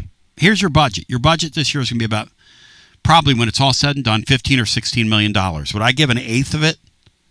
And really, you're going to put it into 9 or 10 players is what you're going to do. That's the new thing now. That's why this Masama guy left. Tennessee said, "Here's 10. You got 10 grand." And so, Cade Phillips. I don't know what the money is. I have no idea on him. Bishop Boswell, we talked about last week. You go back and read the blog. A lot of that still holds in terms of where we are at this snapshot in time. The one thing that has seemed to happen with Tennessee, and I'm going to dig on this tonight as we prepare for the portal and have a report for you either tomorrow or on Thursday. Or Wednesday, rather. Over at tclub.team, where we've got great stuff today. I mean, today's blog's pretty no holds barred. No holds barred. Also, pinfalls on the outside of the ring count. And you're also allowed to bring and introduce any foreign object into it that you want to. We've got a pretty no-holds-barred blog today. Over at tclub.team or tonybasilio.com. I think if you're Tennessee, and we were talking about this, and they lose these 2 guys, you're probably going to grab 6 guys out of the portal. If Bishop Boswell goes, and the thought with Bishop Boswell was that you are not going to be able to play him 24 minutes a night. And you're also not going to be able to pay him 24 minutes per night minutes. When they got the Lumblay guy, Bishop Boswell's expendable. You get the Lumblay guy and you keep and you keep Evans here, Boswell's going to play 12, 13 minutes a night, be a glue guy, which in a perfect world, you'd love to have him. The thought has been, since a week ago, since Gainey got the job, it was a week ago, over at NC State, the thought has been, and again, I shout out James Daniel IV. He called this, and I'm not here to blow up James Daniel IV, but I do give credit where credit is due. He said on here last week, over on our YouTube, which is growing by leaps and bounds, and I see why, because you get good stuff in that chat. I mean, you get a lot of knuckleheads. Like Will told me, he said, Tony, now I know why you're such a whack job on the air. You're reading those comments.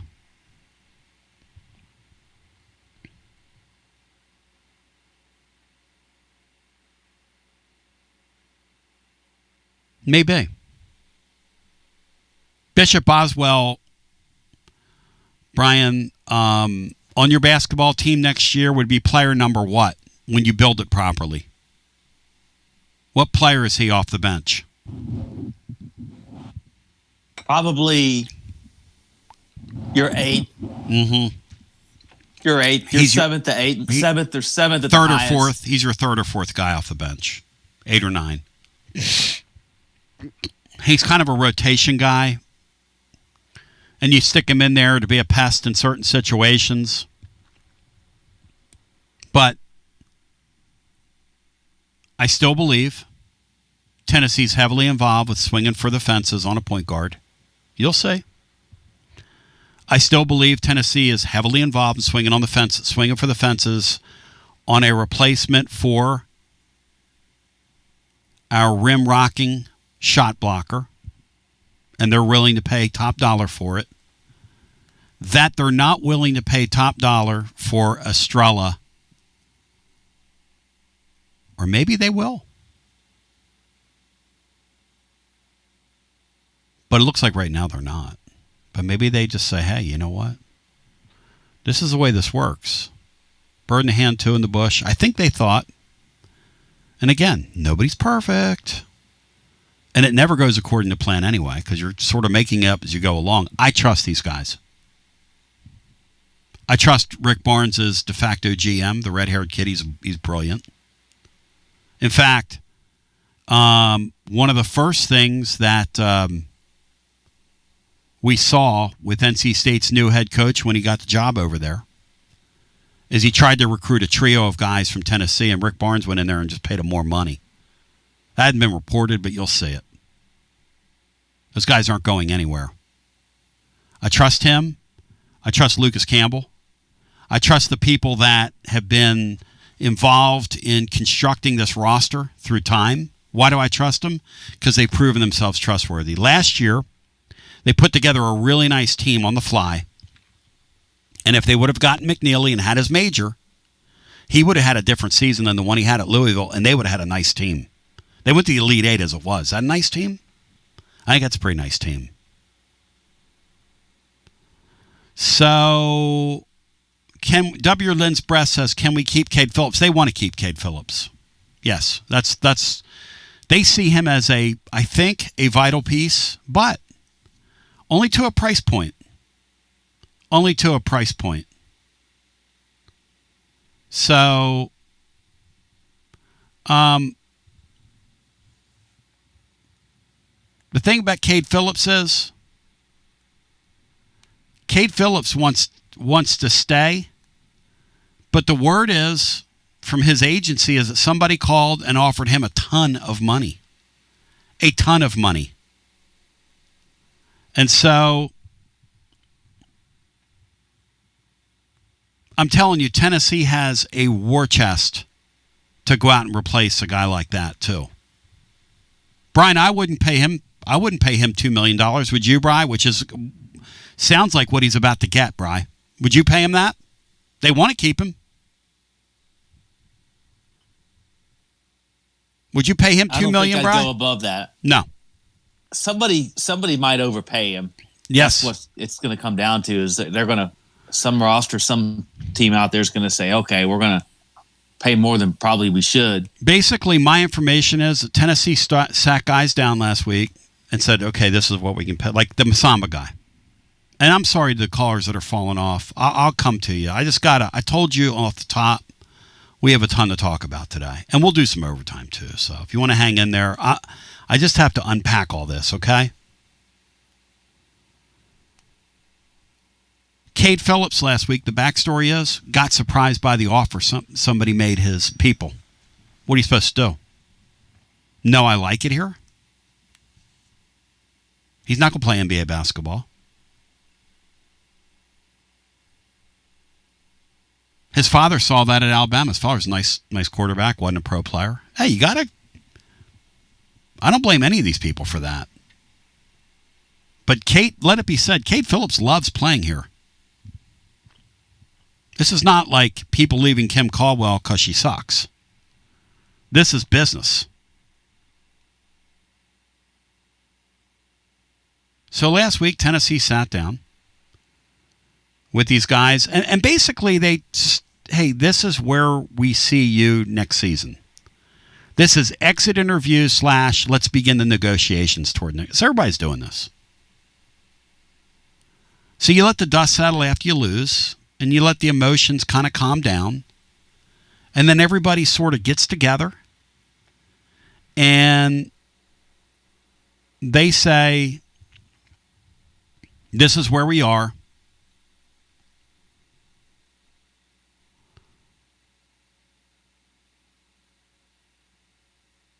I can tell you without a doubt, because Tennessee is trying to build a super team, that the thing they did not commit to is we guarantee you start next year. These people all wanted to hear that. Again, I'm telling you, they're trying to do what Michigan did last year. Michigan had 3 returning players off a Sweet 16 and went out and recruited 5 starters. And if Tennessee gets their way, that's exactly what they're going to do with the war chest. They have nearly twice the money they had last year for this coming into this offseason. Nearly twice the money. Brian, would you guarantee any of those guys a starting job? It'd be hard to improve if you guaranteed them all starting jobs. You wouldn't get any better.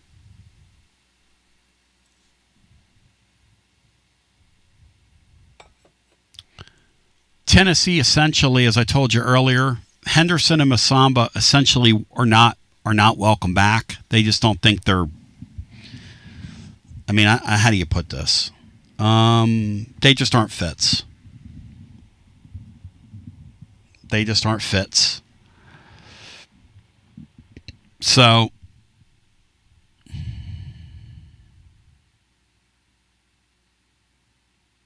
Estrella basically, so far, when you look at, this is my information now, but Estrella is essentially the only guy that's been offered what you'd call real money in the sport by them. And we told you about that.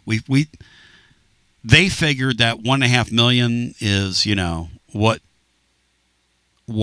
they would do with where they would go. But again, I'm going to shout out my boy James Daniel IV.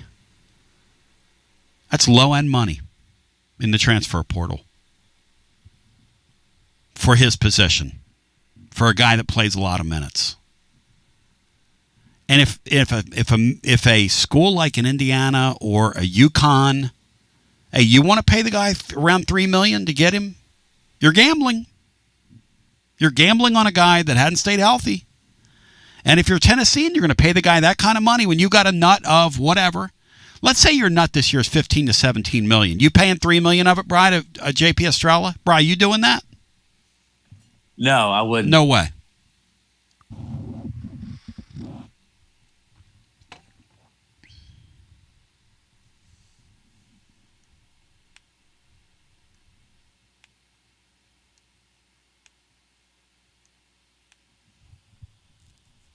Here's the thing right now, right? If you look at it and you're just kind of being honest, you do need continuity. You don't want to go Kim Caldwell and flush the deck. They see Evans as a guy who's really valuable. I think they're going to pay to keep him. And as I was telling you back in like January, they were getting word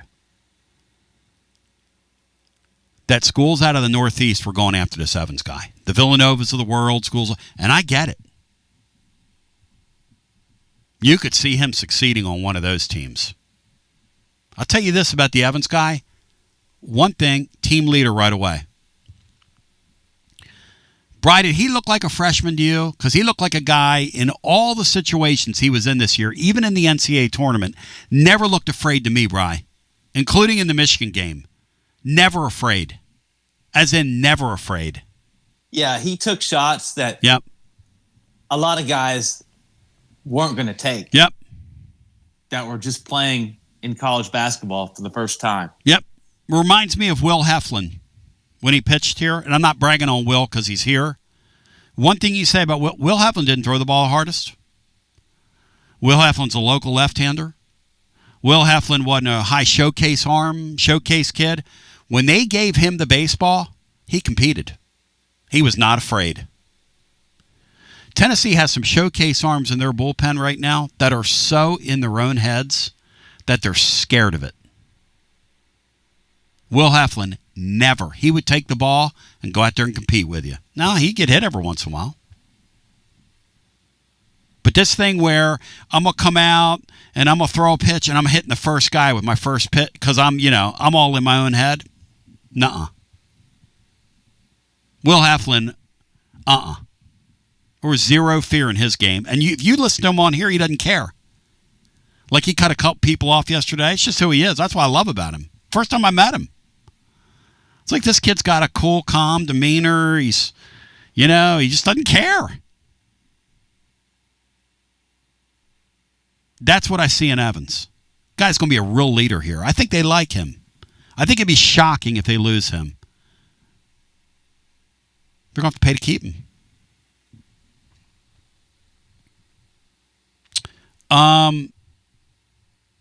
Boswell, does he stay? I don't know. Again, if Boswell's going to stay, he's going to have to accept a limited role. There's talk that he could be on the move. Nothing surprised me there with like we wrote. Could he end up over there at NC State? Sure he could. Or anywhere else? Sure. He's a playable player. He's not a great player. We'll see what happens. Negative just said that Evans is gone, Brian. Negative is... his glass is half empty. He also said Rick Barnes has never developed a big man. Did Rick Barnes, did Negative see what they did with Okpara, turning him into an NBA player, Brian, or no? Did Negative miss that? What about Fulkerson? Never developed a big player. Hey, Dave, I love you. And after the weekend, I know the baseball Vols short-circuited your brain. Though you had a pretty good call to Heflin yesterday when you said you've never seen anything like it with this baseball team, and you don't even want to beat on them because it's so sad. It's true. In my lifetime of watching sports, that baseball team, I've never seen anything like that. 50-plus years. Like Brian said, how many 5-run leads we going to blow? We can blow them in the 9th inning. We can blow them in the 6th inning. We can blow them in the 5th inning. We can blow them in the 5th inning. At Georgia, we can blow them here. We can blow them there. But we blow. We pretty much blow. And it's kind of sad. And by the way, I don't give up on Elander. I think he's a great baseball guy, obviously. But they're flailing right now. I mean, good gosh almighty. Every door that this guy chooses, door number 1, door number 2, door number 3, he gets the booby prize. Even when he makes good moves. There was nothing wrong with going to Arvidsson Friday night. Your starter comes out, who you got in a new role, gives you that start. You hand the ball to this guy. The game should be over. 9 outs. We're in the dugout. We're celebrating. We got the first one. Let's go for the sweep. Not these guys. Ball 1, ball 2, ball 3, ball 4. Ball 1, ball 2, ball 3, ball 4. Ball 1, ball 2, ball 3, ball 4. Grand slam. And you knew it was coming. Brian, did you know that was coming when they walked the bases loaded? For once, I would like to be wrong when I really want to be wrong. But then it just seems like you're always right. Your worst fears are always right. Oh, with this team? And yeah, they're. Shout out Stephen F. and Pearl.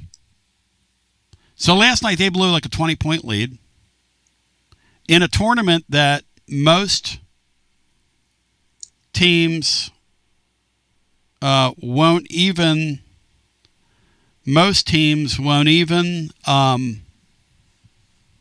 play in. The NIT, they'll go play in the Crown in Vegas like a couple SEC teams have.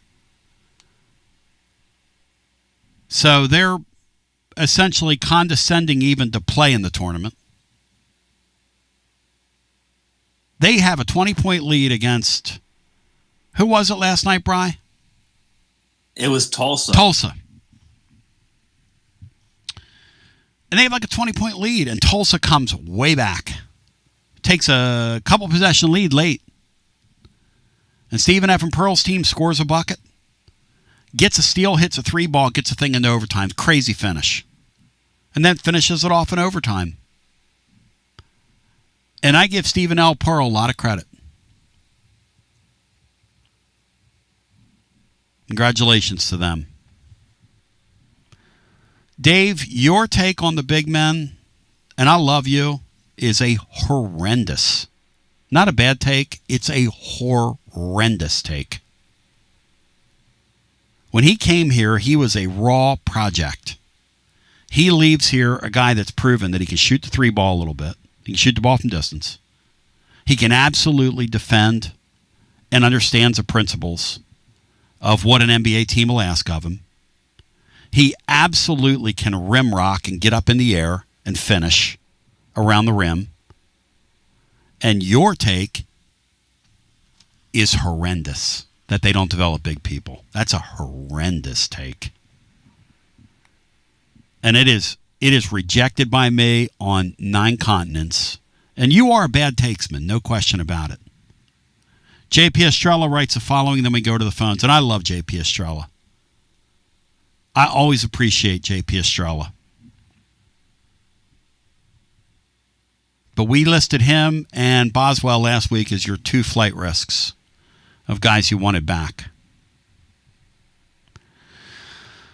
After a lot of thought and conversations with my family, I've made the difficult decision to enter the transfer portal. My time as the Tennessee Vols over the past 3 years meant more to me than I can put into words, and I'll always cherish the memories and relationships I've built here.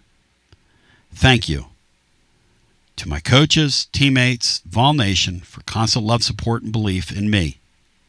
While this decision wasn't easy, I'm excited and hopeful for what the next chapter holds. Bride, does he end up at Hoosier Vol Ryan's? Does he end up there in Indiana? Could you see JP Estrella in Indiana, Bri?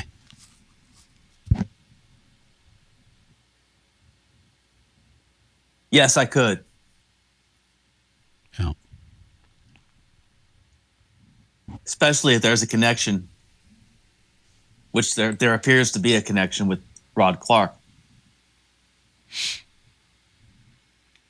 Tim Dewberry said if poor Elander right now coached basketball, he'd blow like multiple 30-point leads, Brian, the second half. That's pretty good. Yeah. Literally, he this year has blown some 28-point leads in football in the fourth quarter. He would never foul up 3. Poor guy. He would let the same guy who's made 8 threes already just shoot one wide open. Poor guy. Bry hates that they pitched to that kid yesterday who hit that grand slam. Was the grand slam, Bry, for his 4th home run? Well, when I see a guy's like 4 for 4, 5 for 5, Brian, 5 homers, I'm thinking to myself, I didn't really see the game. I didn't see that part of it because I pretty much was over it. But how you can just keep pitching to this one guy who's homered off of you every time?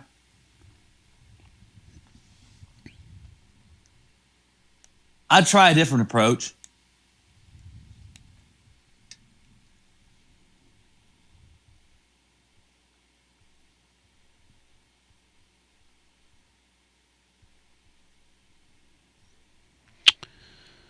Yeah. I'll say this for the Hoops team. Tennessee Hoops. Some of you believe that I'm hyping you about who they're involved with point guard wise. When you see it, and you're going to see it, you're going to go, oh my gosh. No wonder that moron. And look, I'm a moron. I'm not going to. No wonder that hype master. Hey, I'll hype you up. I'm not afraid to hype you up. I like the hype. I'm for the hype. No wonder Tony was going on like that. Because if we get home with this guy, okay, all summer long, you're going to think about Tennessee basketball and you're going to smile. Okay? I can just promise you that. When we get in the deep recesses of a hot July day, and you're either, sitting on the back porch sipping on a little something with some T3 vodka in it, which Laura told me this morning, half our stuff got blowed out of here. I said, where are you going? She said, I'm going to go upstairs. And she said, I think I'm going to day drink. She told me. 11 o'clock this morning. We had my man come over here, and I'm going to shout him out one more time, those of you who just joined the show. Jeremy Kimbrell from our friends at TDS. So we had TDS and Comcast in here, but our TDS modem, we had a power outage at 2 o'clock in the morning, which woke up our whole house because all of our battery backups were going off. So beep, beep, beep, beep, beep, beep, beep, beep, beep. He saw the ticket. He's a listener to the show. He said, He said, I wanted to make sure you guys could get on the air today. So he jumped. I hope I'm not getting you in trouble, Jeremy Kimbrell. But he said, I had to get out. He got out of here first thing this morning and fixed it. He's like, it's kind of selfish on my part too, Tony. Jeremy, thank you so much, man. When you see what we're getting ready to do, you're going to freak. That's all. On a day where Jada Civil enters the portal, as we were calling her Friday, she was the Lady Vol. Brian, when you don't have a roster, who's the stand-in now? Who's the Lady Vol now, Brian? Well, I would say that maybe Kim Caldwell will have to put a uniform on herself. And she can become the Lady Vol? I guess so. And her blonde assistant may have to do the same thing.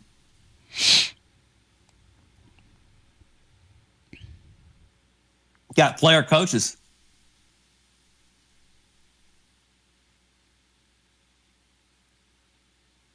When you see it, hear it, feel it, know it over the next week or so and write it down.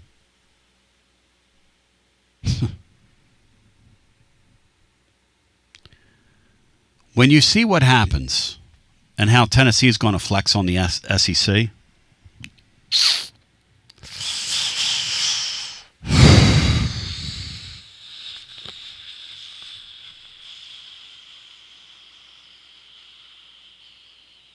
thing I hate about the transfer portal is losing players like Estrella. That's the thing that sucks about it, is you see guys you like go. It can give it and take it away. No question. I loved both ways. I'll tell you what broke my heart is when Tobey Awaka walked out of here. I love Tobey Awaka. I love him. I need love, girl.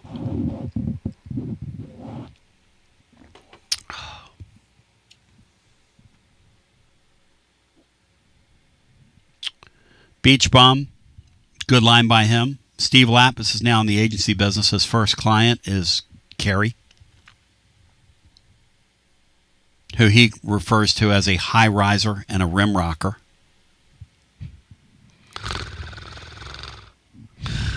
Poor Carrie guy. That guy was so heavy this year, man. Like 30 pounds over what he should have been. I love the kid coming out after the season and saying, hey, you know what? I too big, and he not too high, and I too big. We too low, something wrong. We come back on the other side, 865-200. 5402 is the numero do. On a day where I proclaim that I'm on Team Dawn Staley when it comes to her and Gino. Gino's a clown, even though he's a Paisan. But Dawn Staley is North Philly to the core. And let me tell you, because she's like John Chaney, right? They both had that Temple background too. When she said, bring him back here, I'll kill you, she meant it. Brian, would Dawn Staley, if he would have come back out there, swung at her? Yes or no, Brian? In your heart of hearts. Talk to me, Brian. Would she have swung at him? Yes or no, Brian? In your humble opinion. The answer. I'd have to see it to believe it. I'd have to see that to believe it. But she would have ear-holed him. She would have ear-holed him. And that sport would have exploded if that would have happened. What made ladies basketball really tick is when you have the, what do they call her? Bayou Barbie against Caitlin Clark. We love that stuff in our sports. Love it. We love it. More on the other side as we continue after this. You got to dream about buying some land and building on that land? Well, Waterside Contracting is your ticket. 25 years of making dreams come true, Michael Scott. For hundreds in our area, custom homes or remodels, Waterside Contracting will build on your lot. They do incredible work all over the area. Structural integrity, quality without compromise. It's a way of life with Waterside Contract. Check out the wonderful work Waterside does. WatersideContractingLLC.com. When it's time for your dreams to come true. Quality without compromising. Waterside Contracting. College football fans, Chris Fowler here with the play call. This season, go for Dose with ice-cold, refreshing Dos Equis.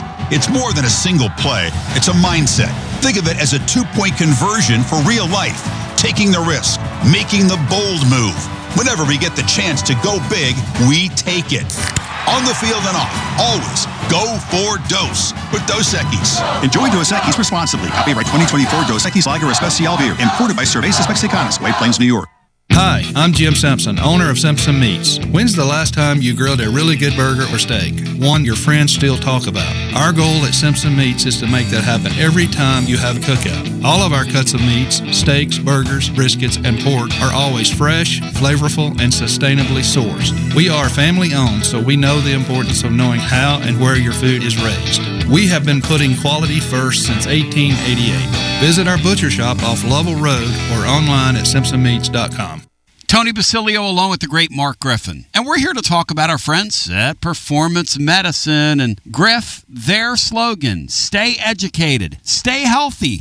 That's you. Wow. I really like to think that, Tony, and I'd like to give Dr. Rogers a lot of credit because I definitely want to stay educated and healthy, and knowing that he's putting the time and effort in to make sure of my care, I want to encourage your listeners to put the time to learn and become educated and get to know Dr. Rogers and see if it can help with your health as well. And there's a really, really easy way to do that. In fact, they've got their own YouTube channel. You can see Dr. Rogers for himself with his staff.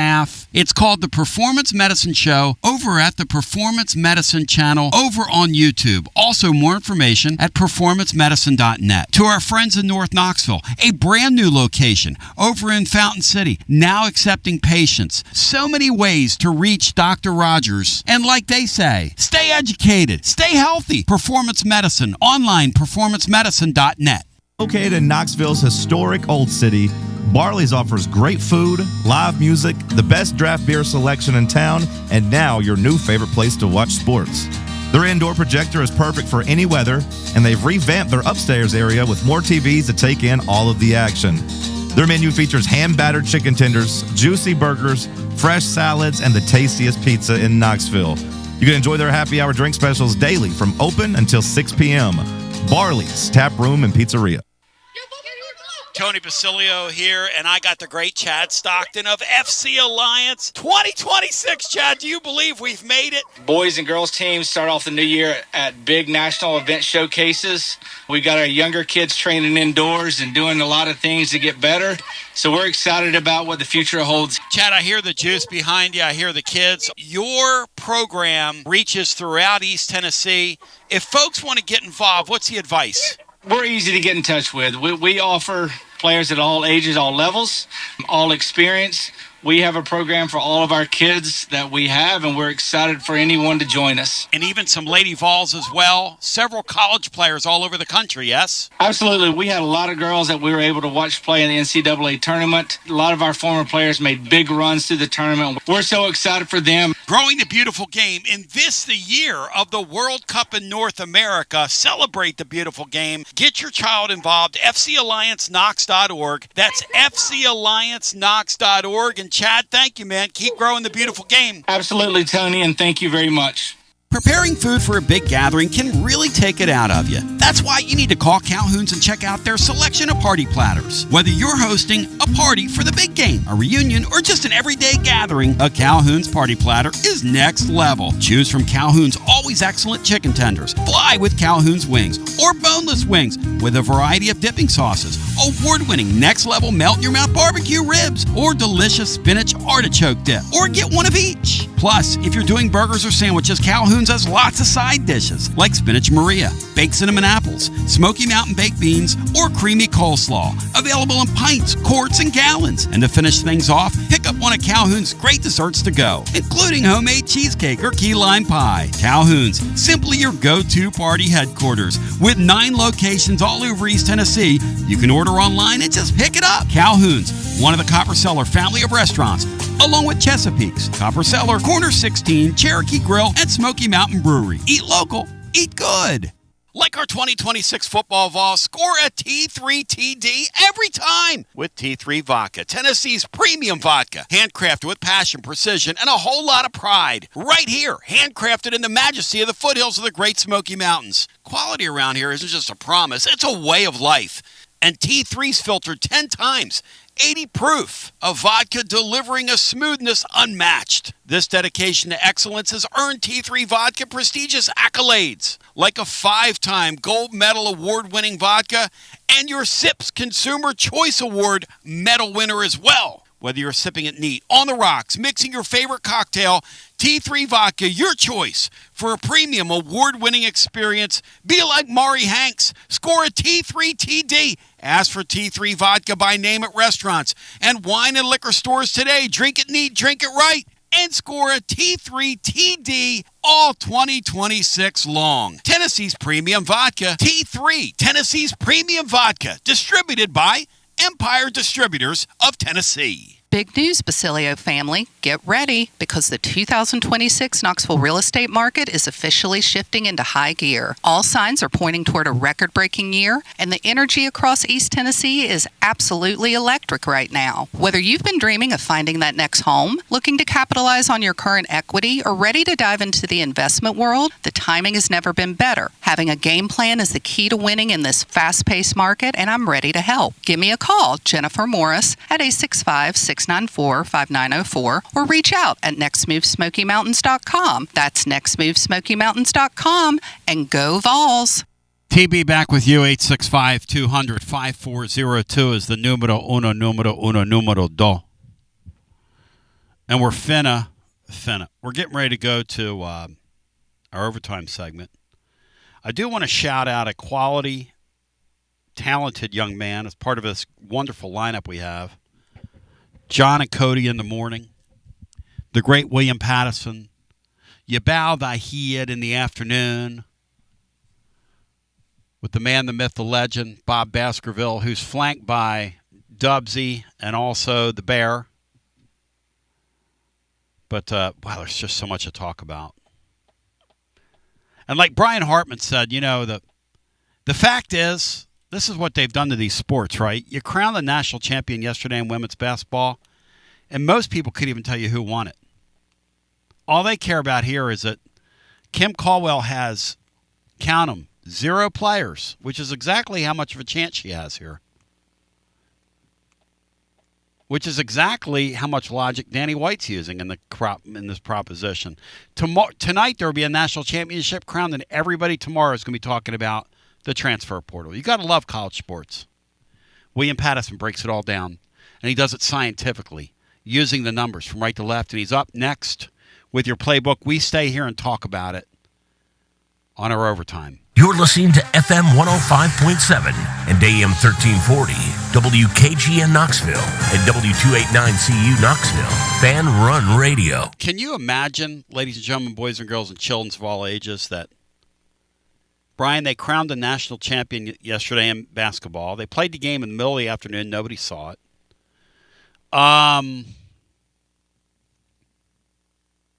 Because the entire world, we know, was either watching UT baseball, probably had 9 million people looking at that over on ESPN+, or my Philadelphia Flyers probably had 8.5 million people watching.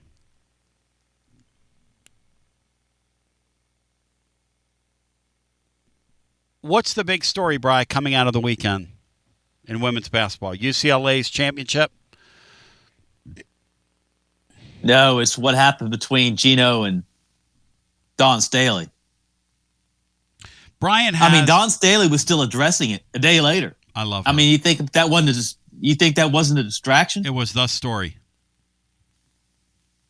It's still the story. It's still the story. And Gino apologized. Of course he did. That's some sorry-ass behavior. You talk about shot to the heart and you're to blame. That's why he gives the lots Pisons of coaches a bad just name. want to get rid of the handshake, period. He gives for that the stuff like that. Pisons a bad name. Eat my spaghetti and you roll your spoon.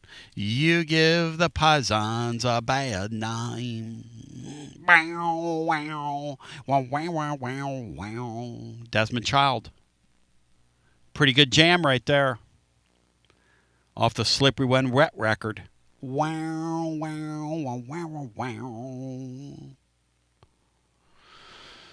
Oh, man.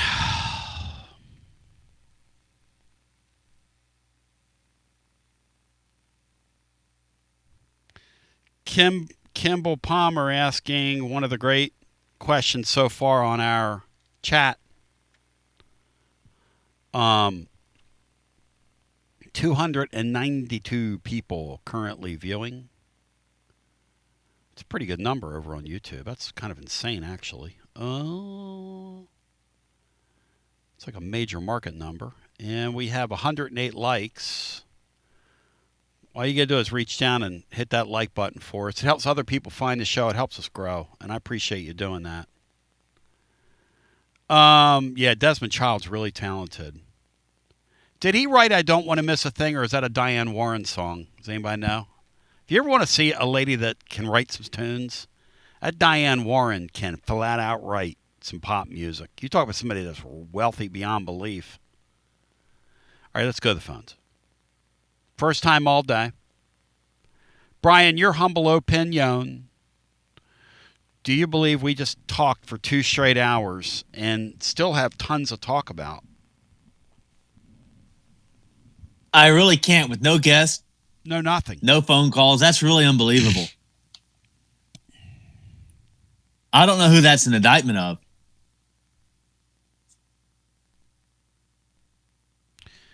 Nick Wilson. Tony, check out Holly Rowe's tweet on the Lady Vols. She roast ADDW. What does ADDW mean? AD Danny White, Can you find Holly Rowe's tweet, Bri? While I go to You mean Holly Warlick's? No, it says check out Holly Rowe, R-O-W-E. That's what I meant, Bri. If you read the post, Bri, and kept up with the post, you would know. She said it's gotten hot in the AD's kitchen. Wow. Holly Rowe blasted him, huh? Back to our phones we go. Okay, here it is. What? She says, what Danny White is allowing to happen to Lady Vol Hoops is making me so sad.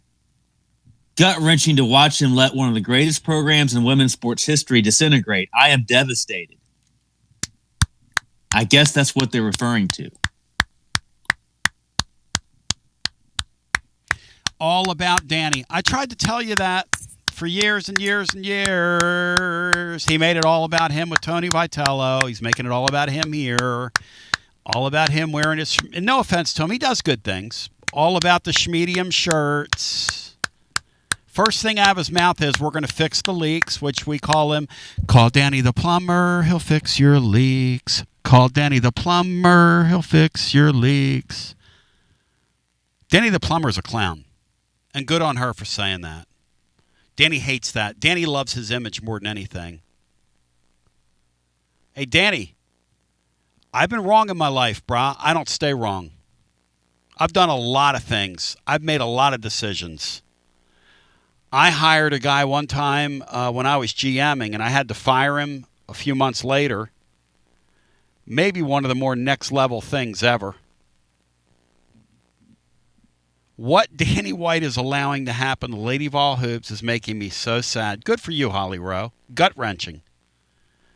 I would take the Lady Vol name off them for next year if I were him. He's an optics guy. I'd call them the Fighting Whites. The Fighting Whites. Back to our phones we go. If the Lady Vols only get like 3 players out of the portal, could they go play 5-on-3 next year and play like full court? I mean, I'm asking for a friend here. Hi, welcome in. You're on the air. People want to get on Gino about a doggone handshake, Tony. At least he was in the Final Four game and not at a school that still respects greatness, and he still foof-offed about women's basketball. Unlike our coach and program who doesn't have a care in the world, man, Queen Cumming, she out here showing up to the game just like she in leggings coming out of a Yoga Pilates class over there in Sequoia Hills or whatever.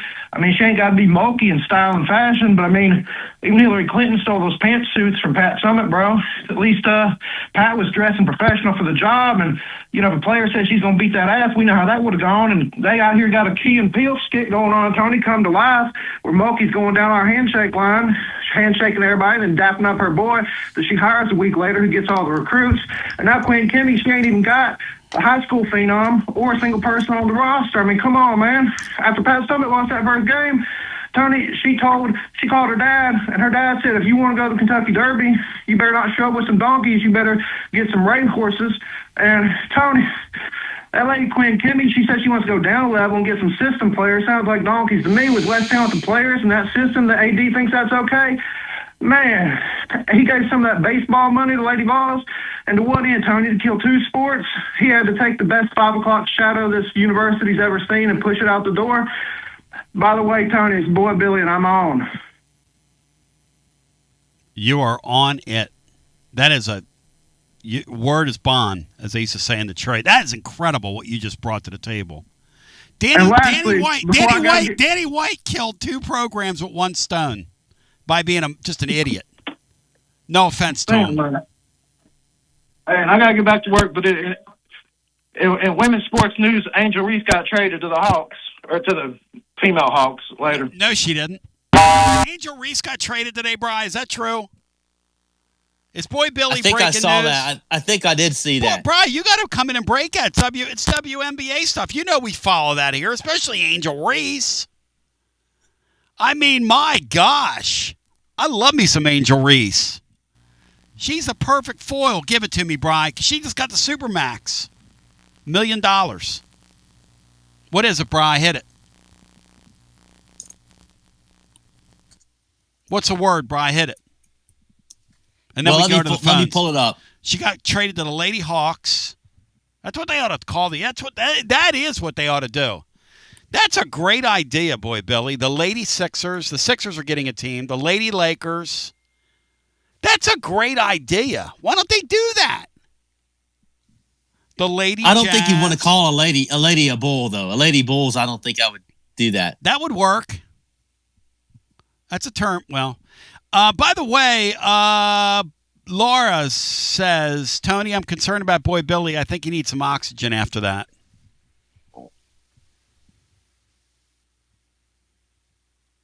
Back to the phones we go.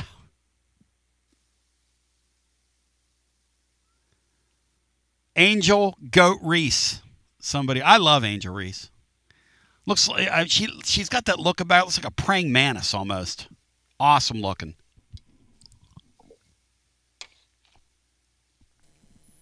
You talk about a kid that's street too. She's from Baltimore. She ain't messing with you. You don't mess with Angel Reese. Hello and welcome into our next call. You're on the air. Hey, Tony, this is DR Vol. What's up, brother? That previous caller, what's going on, man? Great call before me, but I think he's one of those guys that when he texts you, he doesn't put periods in sentences. And maybe that one would have come in all caps. But yeah, in all definitely. fairness to Boy Billy, he sat there since 10 after 11. So he sat there for 2 hours to bring it to the table like that. He did a great job. I'm not coming off on him. Hey, shout out to Danny White, man. Yep. Is he in Dave Hart's lineage? He is finishing what his stepfather couldn't do. I would think that Dave Hart right now has poured one out on his porch somewhere when he sees what's happened here. And Holly Rowe coming out, going off the top rope on Queen Kimmy today with the flying elbow. Could you picture it, and could you imagine the impact? That's what we need, Tony. We got to do whatever it takes to get Danny White's ass out of here before he destroys G10 and puts that parking district up there. I want him gone. Danny White is ruining the Wrigley Field, and that's what that G10 is. It's the Wrigley Field of parking garages. Yes, it's some of my favorite memories, Tony. See? The it's Wrigley from Field G10 of parking garages. I tell you what, I was hanging out with my new boy over the weekend, Mike Monaco, and he said, Tony, the first time I did a game, because he grew up in Boston, he said the first time I did a game, and he's the backup voice for the Red Sox at 32 years old on television. Can you imagine that? He said the first time I did a game in there, I was thinking to myself, man, I hope I don't pass out. He said it was just the moment swallowed me. And I was thinking to myself at that point, Danny White is going to rip down the Fenway Park of parking garages. Yeah, for money. For money. Money and what do they call it? Gentrification, whatever it's called. Yeah. And in what world, Tony, would you guess this, that Filmer would have made a better women's basketball hire than Danny White? I mean, Danny White's football coach could be staring at a 6-6 this fall. This ain't going well for Danny White right now, y'all. I don't know what to tell you. No, he sucks. A little more lighthearted, Tony. Yeah. I've been listening to you since the TSR days, yeah. And I always know hour 3 is where men be. I tuned in last Monday. I got out of a meeting, yes, and I didn't hear you on there. All I heard was Titans Bill say he would not service Kim Caldwell, and I thought, what the hell are they talking about today? What was he talking about? Do you remember? You asked Titans Bill to become an assistant coach for Kim Caldwell, and he was out. He was out.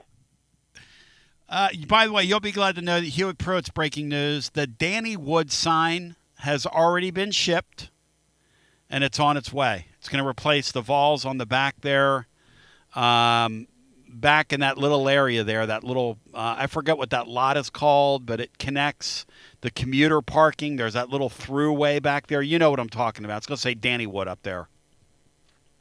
Well, and see, I'd heard he was taking down the Shields-Watkins Field sign on Neyland. Did you hear that? See? It's amazing. Yeah, and they're going to replace it with a sign that says, if you ain't got no money, take your broke ass home. I'll hang up and listen. Yeah. That is pretty much how UT is, man. If you call them, it's all about how much money you have. It's all these schools, really. It's not just them. But when that guy sat up there in his tone deafness, when Tony Vitello left, and all he could talk about was revenue, and then he called me out. By the way, that didn't age well, Danny. But he called me out, wouldn't say, and have the courage next time to say, he knows my name. We know for a fact that they read the blog every morning. You know how we know? Because we get the IPs. And he knows better than that. And that's why you need to read the blog. They read the blog. They read the blog. I'm telling you. So say the name. I mean, you could say the name. Mike Monaco said the name, Bri, over the weekend, didn't he? Did Mike Monaco? He said the name. I forget what game it was. Saturday or Sunday? I think it was Saturday's game. Yeah, he didn't do Sunday's game. Oh, man. Holly Rowe came from the top rope, laid Danny White down and Kim Caldwell down in the squared circle and did the big splash on him. Like, I don't know. I don't know who you'd compare it to. She super kicked an apple off top of Danny White's head just now. I mean, what are we doing? Brian, that Holly Rowe tweet is physical.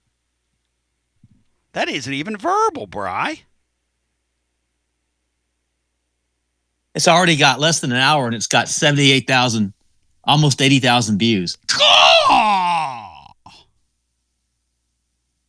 And most of the comments are really positive towards her. Brian, and I started out the show by saying this.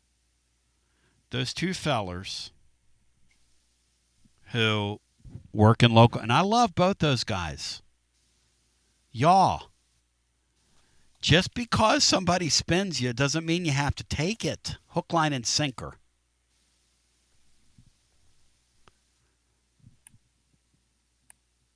Poor. I mean, if you're siding on the side of that and you're two assistant coaches undermined her, let me ask you something. Why is Gabe Lazo a head coach today at UCF if he undermined her? Just for anybody that would subscribe to that. Anybody want to help me out with that? You want to know why? Because Tennessee made up a lie and tried to smear a guy last week. That's why. They were making up lies and trying to smear a guy to protect Kim Caldwell, who really doesn't deserve that. She doesn't deserve protection. She deserves to be terminated, like Holly Rowe just wrote.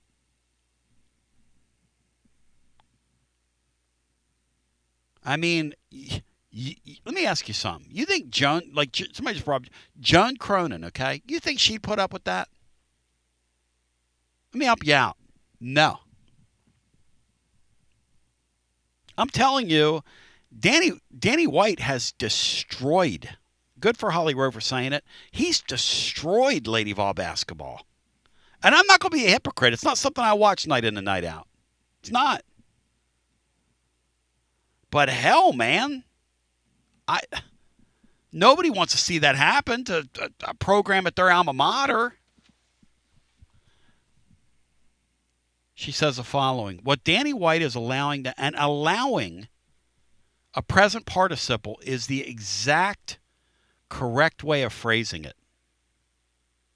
He's allowing it to happen. You could say he allowed it to happen if he would have terminated her, right? You could say he's culpable in the because they've destroyed the program. Brian, if they schedule their way to it next year, they might be able to do what Holly did, and they might be able to do what her successor did. They might be able to make the NCAA tournament next year, Bri. Maybe. Because they'll get some They've players. made every single one that's ever been played, even this year. Yes. So that's what's at stake.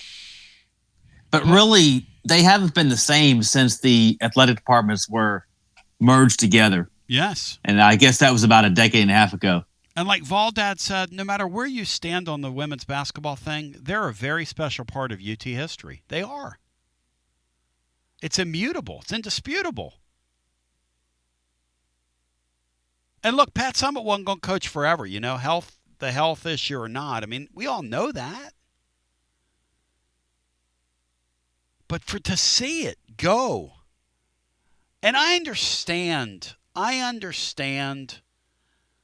we said it earlier, I understand what Candace Parker was doing at midseason when she called out a fellow Lady Vol. There's no way in hell Candace Parker would go on television and do that now. Or go on her podcast. There's just no way. Because now she got to stay away from it because they're in a business arrangement with UT. They're getting ready to enter into a business arrangement. And the girl they delivered, and I keep saying girl, which makes me sound like an ogre, but that is what she is. She's a young kid, the 18-year-old kid in her family. There's no way you would let your kid come into this. Brian, would you want your kid to come play in this thing next year? I just saw where they're hosting a girl from Liberty sometime here real soon this week. That's what they're going to do. It has to be Friday because that's when the Avery Mills. Yeah. They're hosting a shooting guard. That's what they're according to Austin Price. They're going to get mid-major basketball players. That's what they're going to do. And they're going to get 15 of them, and they're going to rotate and run up and down the floor and make shots. In this league, the Lady Vol basketball, those little minnows will get eaten alive in this league.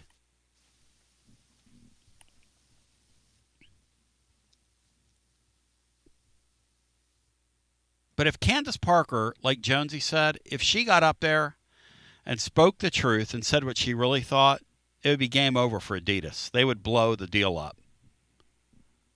So she got up there on television and sung for her supper. Just like those two guys. And I love those two guys. But those two guys across the street sung for their supper. One on the air, one in podcast form. No offense to them. Orange Throat today called them out. No offense to them. I come behind and said, look, I sung for my supper when I was in corporate radio. My favorite thing about the last 20 years, and I was having a conversation with a buddy of mine about this over the weekend. He's been in business for a while. He's not here. But when you're on your own, and you pick up the microphone, and you put your microphone around your head in the morning, and you're getting ready to do your deal, or you're thinking about what you're going to do, or you're doing your blog, you can just kind of call balls and strikes. Now, look, when you call balls and strikes, you're going to miss calls. And that's why we have ABS. And when we have ABS, you can't stay wrong. And on that strike three call yesterday, I call that guy behind the plate college baseball Bucknor. Those of you that get the joke, get the joke. Those of you that don't worry about it. But that's college baseball Bucknor behind the plate yesterday. That's one of the worst strike three calls you'll ever see in your life.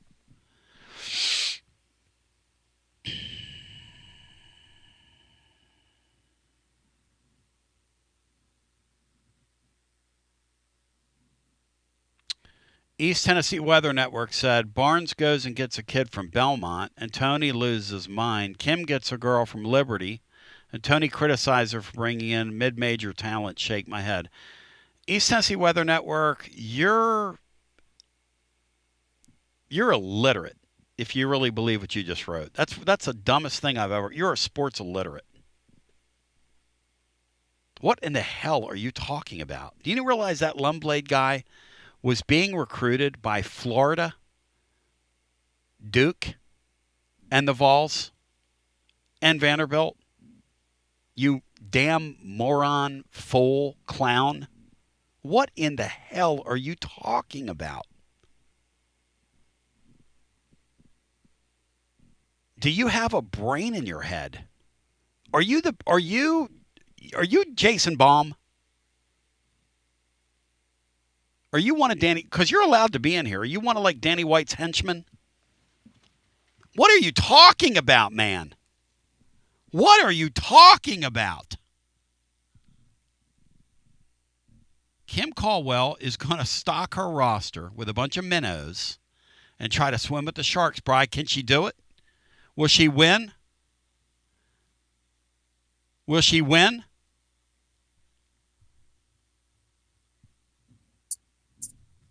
She might. She's gonna have to. She's gonna win 25 games because they're gonna schedule 25 wins. You wait till you see that. You wait till you see that that schedule they're going to play. Go! Ain't going to be 8 trips to UCLA on it, I'll tell you that.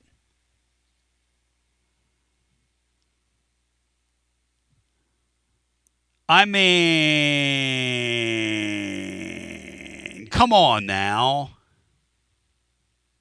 Tyler Gammon says Indiana gone heavy money on Estrella. Look, yeah, I heard they're going to pay him $3 million is what we're hearing. They have a history of overpaying for. Arizona's had a center, I think his name was Ballo, that's right. They overpaid for a couple years ago. Shake. Because they're desperate up there. They really want to get their program back to where they think it should be. James Daniel IV, who's been the chat, I've been loving on you all day, man, by name, if you go back and listen to the show.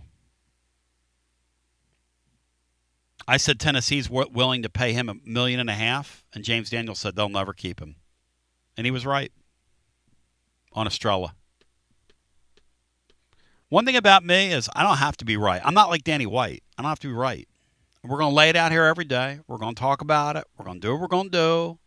We're going to laugh in the good times. We're going to cry in the bad times. We're going to celebrate when we win. We're going to get all emotional when we lose and try to keep it in perspective. And that baseball team is, they are bad, boring. Got to keep working the baseball team in, because why not? Will Heflin will be with you. Is this Thursday, Saturday, Bri, this week, or is it Friday, Sunday?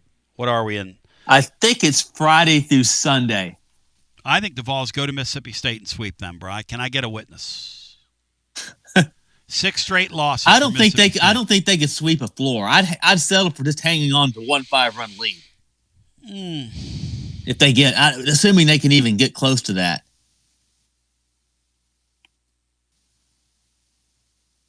Dr. Z DDS, as I heard, the Indiana athletic director called Estrella personally. Nothing with the Indiana athletic director would surprise me. That's the guy that everybody thought they would lose their head coach as soon as the season ended, or he'd take the Penn State job. See, unlike our athletic director who had the young Nick Saban of college baseball on his campus, this guy went and visited with his head football coach once a week. Tony Vitello's gone now, okay? I'm just going to tell you what Tony told me. Danny didn't even go to his office after the national championship and congratulate him. That's what you're dealing with Danny White. This guy, and that's why I started calling Danny the Queen of England. Not the King of England, the Queen of England. No offense.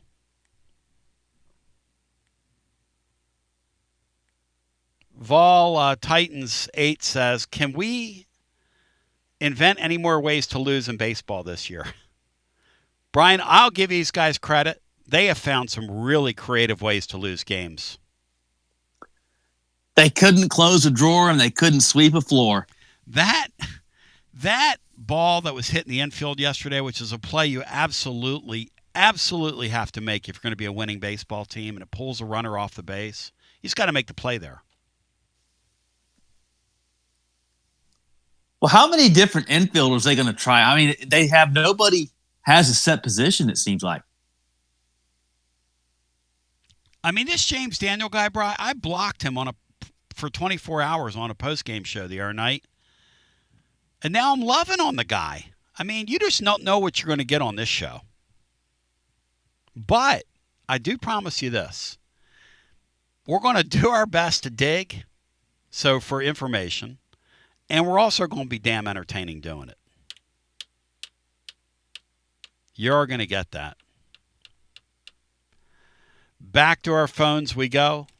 865-200-5402. Hello and welcome in. You're on the air. Hey, Tony. It's Tom in Lexington, Kentucky, a.k.a. Salty Ball. Good to talk to you, my friend. It's great to be here. Special props to Heflin for being on Easter after that mess yesterday. He did a great job. on the Caldwell mess, we're about to find out if Danny's really an ego guy or a finance guy, because you're right, we're going to field a team of 15 mid-majors, and it's going to cost us about 2 or 3 times as much to do it because we've got no leverage now. We're going to be paying out of desperation for average players. No, zero, exactly. And the other thing is, if you cut the cord right now, you just cut the cord. You don't stay wrong. If you bring her into this season and you're Danny White, she's going to hang around your neck for another year. Why would you do that? Tell me why in Lexington. What's in it for you to do that? No, it makes no sense, financially or administratively.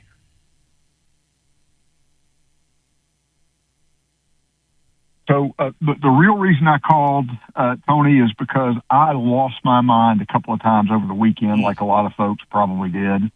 The first time I lost my mind was when Reese Chapman came up to bat after they had walked a run home and got called for a check swing, and I don't fault the call. I don't understand why the bat ever left his shoulder. Like, why didn't we call a timeout and say, if you swing before you take the first strike, you're going to have to sit down for a few minutes. And the second time, Tony. In other words, that's just not being aware. It's a veteran player not being aware that the guy you're seeing, you're not going to help him. He was rattled. The crowd was in his head. He was not going to throw a strike. And the second thing that happened yesterday that I think tells us all we need to know about the personality of this team, and this is not a fire Josh Elander comment at all, but when you've got 4 hits on the day and the person that's got 2 of those hits comes up in the bottom of the 10th with a man on base and he squares to bunt, I was absolutely losing my mind. At that point, you're playing to tie with a team that hasn't hit all day and with a bullpen that's just trashed. I didn't get it. What are your thoughts and Brian's thoughts on that? I've just never in my life seen anything like this run this baseball team's in right now. Everything that can go wrong for them is going wrong. Every little error. They can't get a break with any seeing eye hits like Matt Dixon said yesterday. Balls. Yesterday, LSU hit so many tappers on the infield that just found a hole, found a spot, and we just can't buy a break for the life of us. And even when we're about to get breaks, yesterday we had a team make 4 errors and still win a game in our building. We had 5 unearned runs that we scored on them yesterday and couldn't get anything else across. Go ahead. Levi's sacrifice fly would have left the ballpark if the season was going well. That's right, Brian. It leaves the ballpark. Stone Lawless's shot leaves the ballpark. Down at Georgia.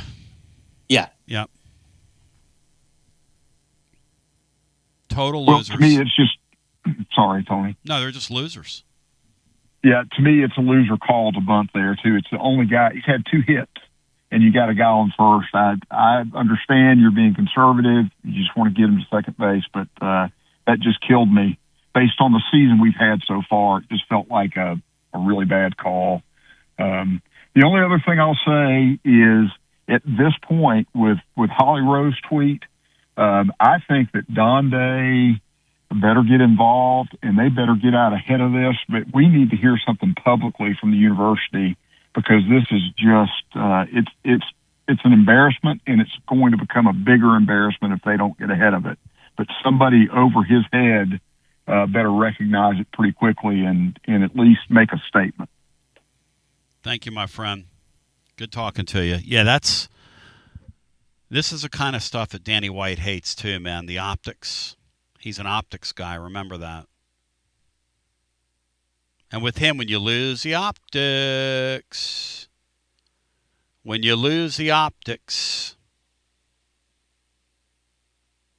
you know, he's a big optics guy.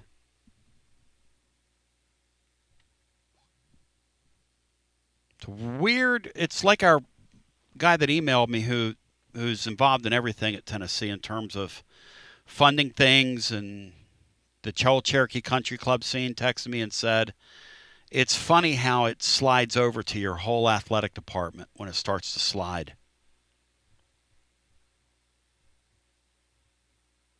So,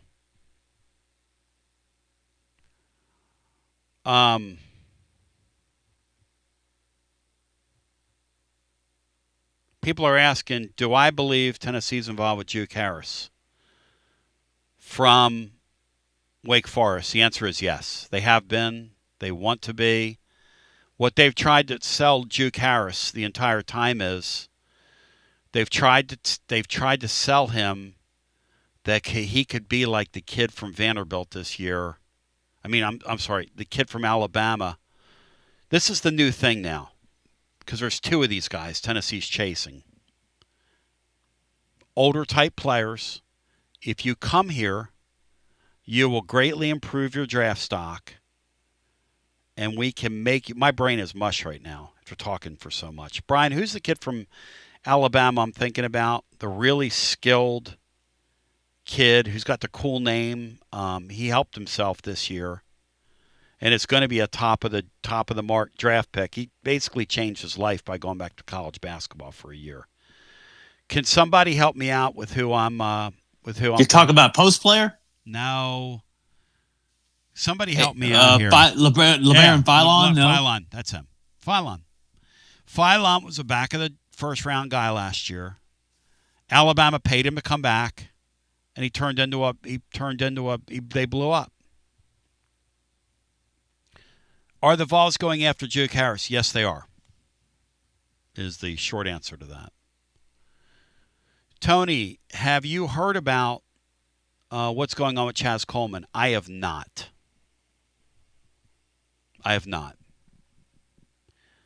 Will I be looking into that when we get off the air today? Yes. Am I looking into it right now? Yes. Have I sent out 3 or 4 texts since y'all are talking about it over here on the chat? Yes. Am I going to suss out whatever's there if something's there? Yes. Maybe I'll write about it in the blog, or maybe we'll talk about it tomorrow on the air.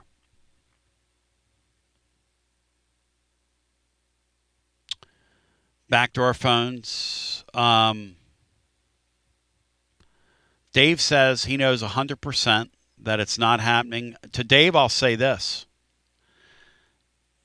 It could be that the information Dave has is just 24 hours old. That's happened to me in the portal era. Here's what I mean, Dave. It could be that they were not expecting to lose a player that they're losing, and now they're involved with him. Because James Daniel IV, who's proven himself to be an excellent source on here, once again. And Dave, you've proven yourself to be excellent as well. I'm not pitting you two guys against each other, okay? I'm not. This is what happens, though. The minute you say 100% you're not going to do something, like I don't think, for instance, Tennessee's going to get involved with the Wilkinson kid at Georgia, because I think they're afraid of him from a culture standpoint. I think he's a guy that just wants to get his shots up. That's what they think. Not what I don't know anything about the guy. I'm just telling you. But the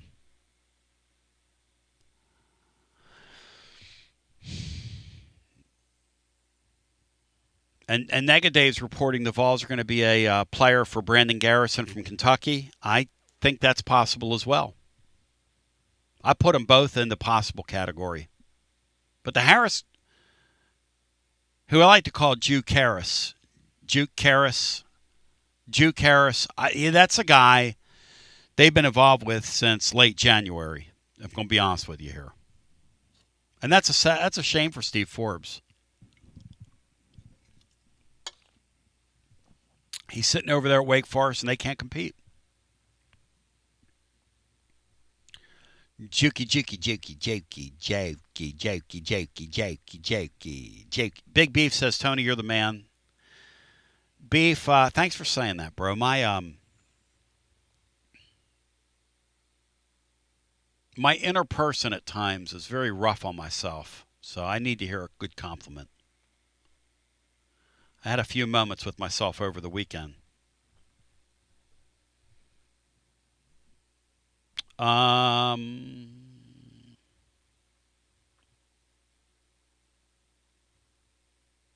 thing about the portal that I've come to understand, then we go back to the phones, is that it will really humble you. It humbles the people that are involved in it. It humbles the people that are reporting on it. I've learned to not speak in absolutes. When I'm talking about this super team Tennessee's attempting to construct, that's exactly the way I'm putting it. I'm not saying they're constructing it. I'm saying they're attempting to construct it, and that's exactly what they're doing.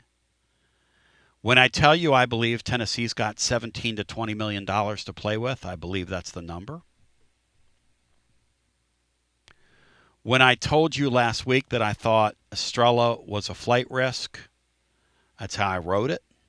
Experience, is a real teacher. Because I used to speak in in those absolutes. In this portal era, there are no absolutes.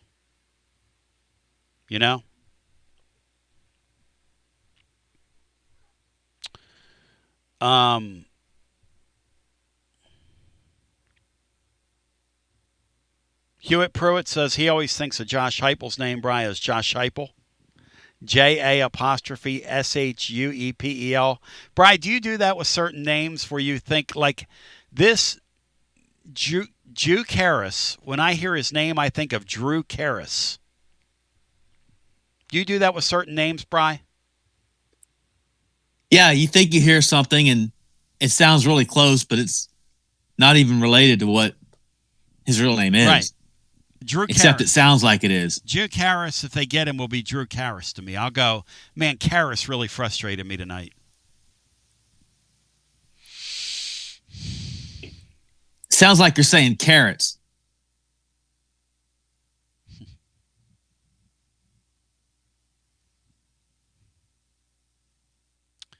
Any bigs interest that were interested other than the Garrison kid? Basilio's Beak wants to know.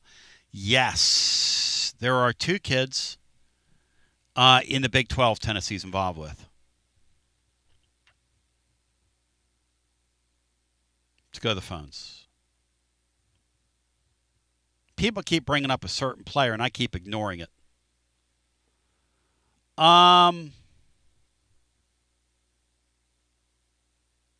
Nomad. Is Danny White fired yet? He is trash. I'll say this about Danny White. Danny White's stock, if you were buying, would this be a pretty good time to buy him? Because he's in a low. There are a lot of big-time boosters that are very upset with Danny White and have been for a while for the way that his lieutenants treat people, or his administration, rather. And this is the point in time where a lot of that stuff, Louis Farrakhan said this at one time. The Chicaneans, not the chickens, but the Chicaneans are coming home to roost, and they are. When you're winning big and doing all that stuff, you can put your medium shirt on, parade around like you're the Queen of England. That stuff does not wash when you're starting to lose at things. And, I'm not here to be the bearer of bad news or harbinger of things to come, but unless the football team performs way above Vegas's view of them, which they could, happens every year. Tennessee could be one of those teams that does that, but man, Docky Boy Danny, his designer bunchers, his designer shorts, or his designer boxers are in a bunch, man. I mean, his bows are going to be in an uproar. Brian, you think he fires her, or do you think he hangs in there and brings her back? I think if he wanted to fire her, he'd have done so by now. Wouldn't he? When y'all say Unfortunately. When you all see this trick up Tennessee's sleeve,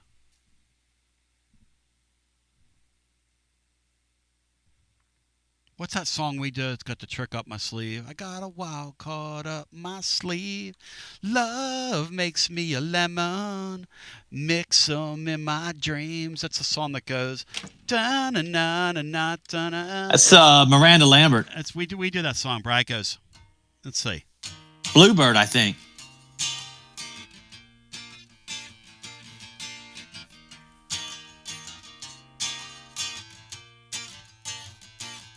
I'm a rambler.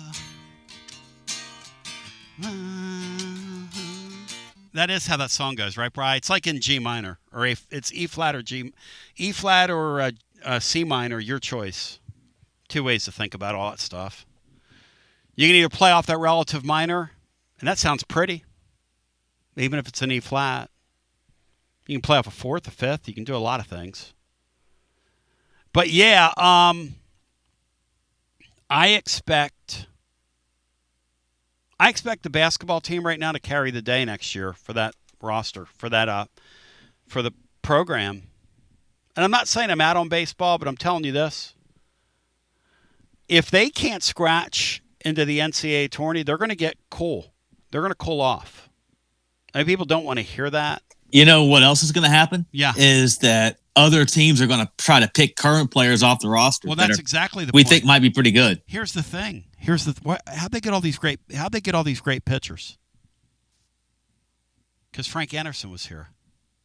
You think this Reynolds guy? And I'm not trying to get ugly, okay? I'm just saying it out loud. You think this Reynolds guy carries a weight of Frank Anderson? I'm going to help you out with that. The answer is no. The answer is no. So these guys, this is, they don't have Texas A&M money to spend, I think is my point here. Texas A&M, they had the thing last year, the early, and they could afford to buy their way out of anything when you have that kind of money. I'm not trying to be, ugly about it. But this thing is this thing's tenuous, man.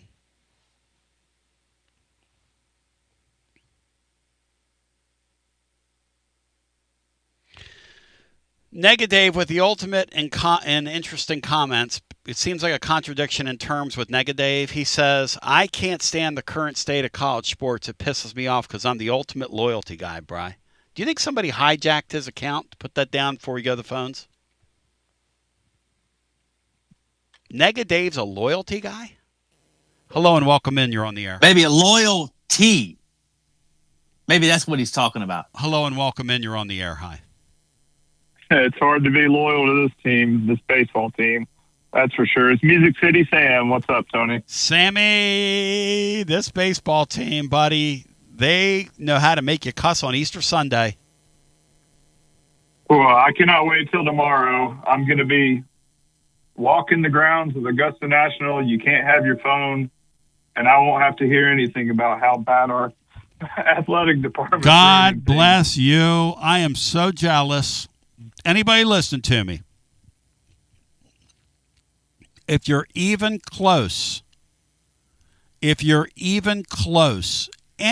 close, even close, and ever get an opportunity to go to Augusta National, I don't care if it's to see the kids on Sunday compete in the punt, pass, and chip contest, which I call it. Go. Sam, I'm jealous of you, man. Good for you. Yeah, I'm pretty blessed. My cousin works there full time, so I get to go every year. I don't take it lightly. But do you think Danny will find a way to put a Tennessee talent fee on the back of my badge? Like just put a sticker somewhere? Donate another $10? Like we don't spend enough on tickets. But anyways, the funniest thing of this weekend was them announcing on TV, we got a sellout crowd, biggest crowd ever, and you look behind home plate and half the seats are empty. How do they do that? All the games are sold out, so they do have a sellout crowd. And again, Mike Monaco and those guys have to sell for their dinner, like we all do, and hype it up. First of all, and Will Heflin was right, that series happening over Easter weekend, and then making them play a game on Easter Sunday, the only two teams in the league, and it's the Vols and LSU. And they didn't even like it's on the SEC network. The game was over on ESPN Plus, so obviously they didn't do it for inventory reasons. That's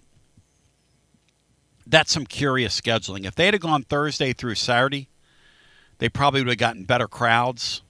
But you are right, because here's the other thing that's troubling to me, and I'm just talking to people that have great tickets, and they're like, hey, last year I couldn't go to games, and I'd put them on the aftermarket, and they would sell. This year I can't go to games, and I put them on the aftermarket, and nobody's buying them. I'm just telling you. Why would you? Well, Sam, this thing is... it sucks. Yeah, it's kind of bad boring. Yeah, that's the key word. It's boring.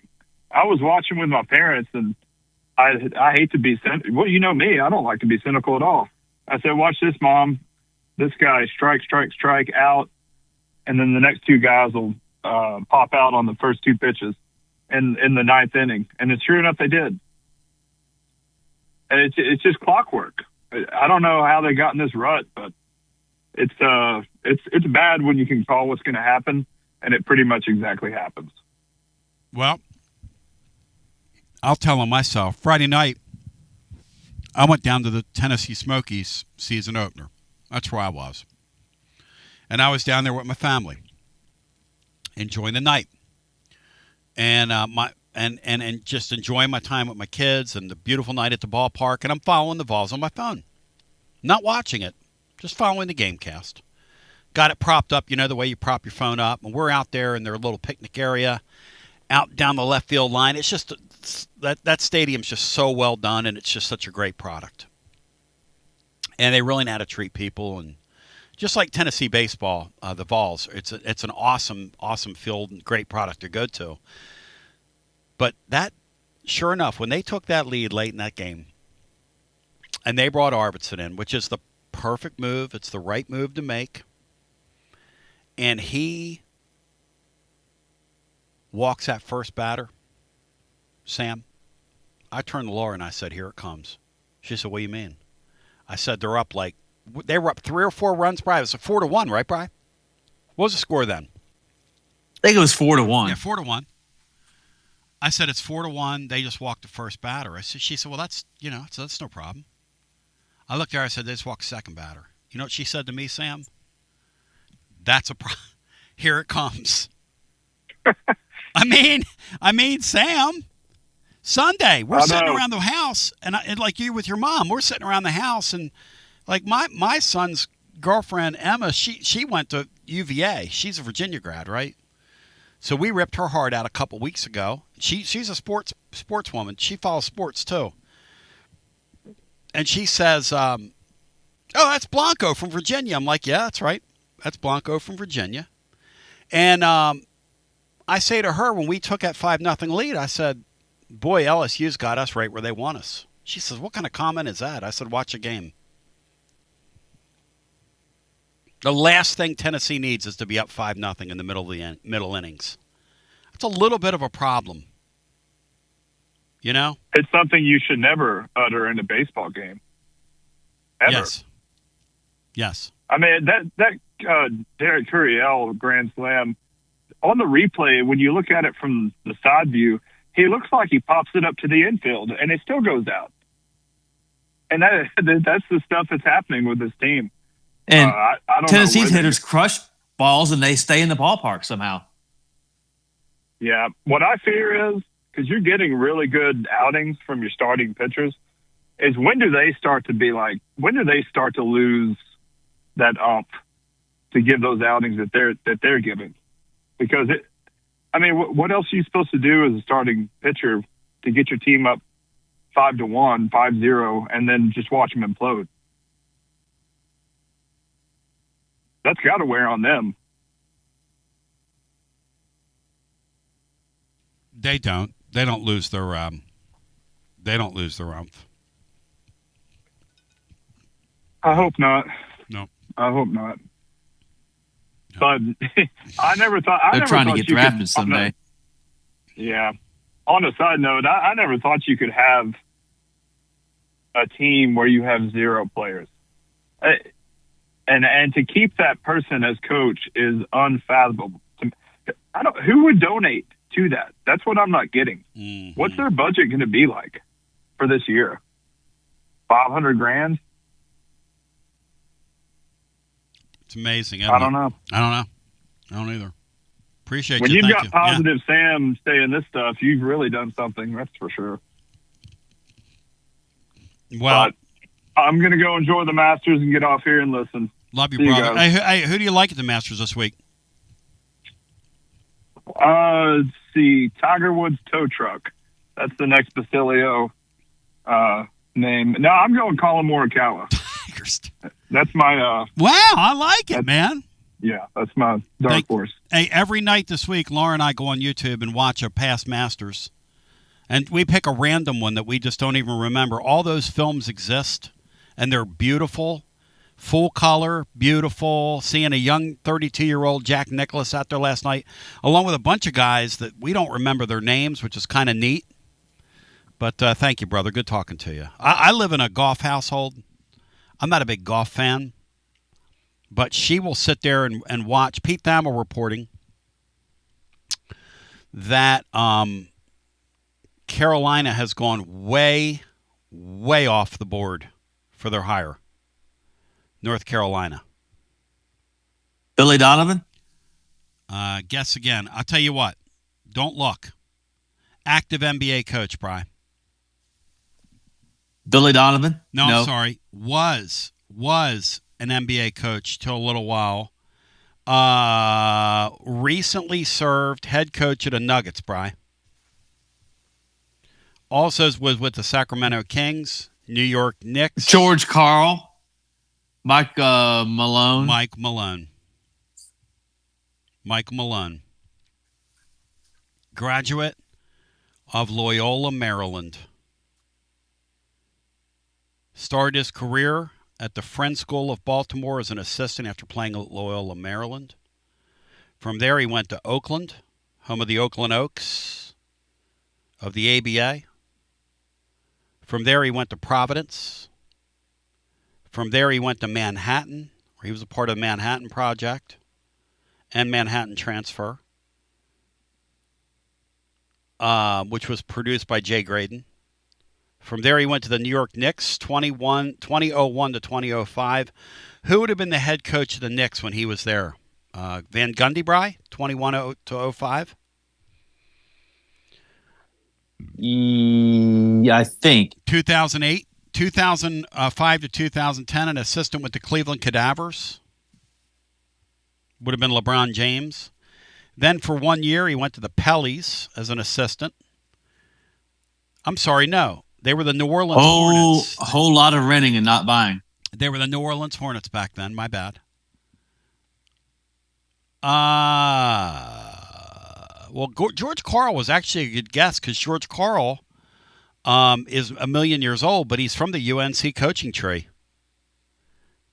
Golden State Warriors, 2011 to 2013, out there with the Splash Brothers as an assistant.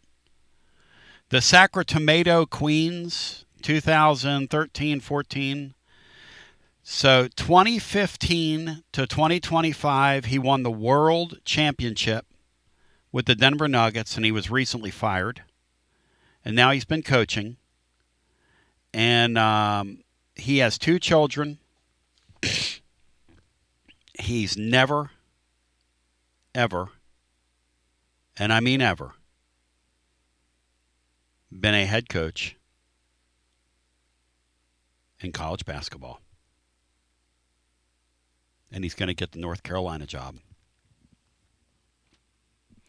And, Bri, what say you to that, big boy? That means a whole lot of people turn North Carolina down and sign extensions to stay where they're at. DJ special needs. Let's see. The UNC talk, he says, is about as enjoyable as the women's basketball talk. Well, DJ, you're out of here for 24 hours. You don't have to worry about it. Saved you a little suffering there. Just goes to show you. Who was it say? These jobs. Everybody has money now. And by the way, the information we had on Tommy Lloyd on the blog was picture perfect last week.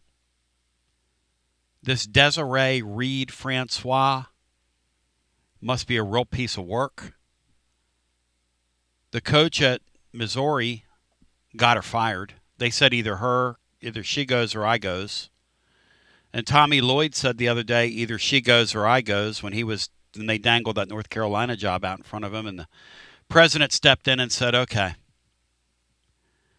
you don't have to deal with Desi, you deal with me. She must really, really, really be a piece of work.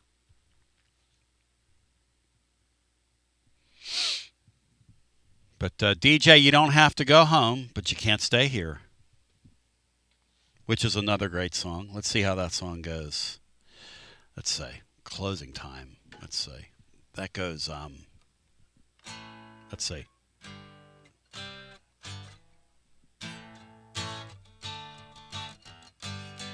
How's that go? Closing time. Closing.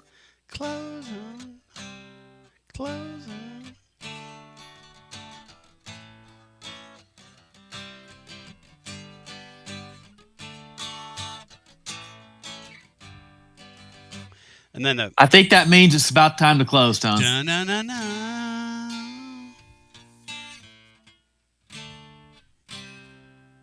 that little thing there's.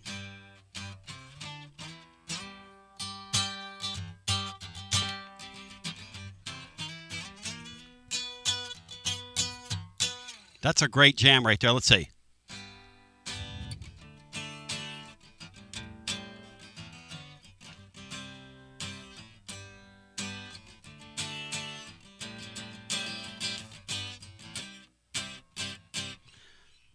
Let's see.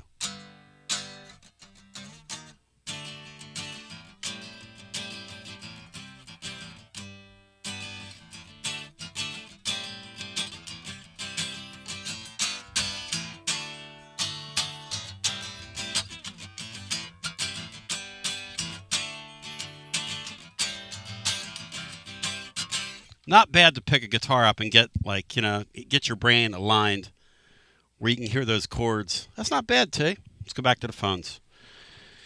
And we'll get one more in.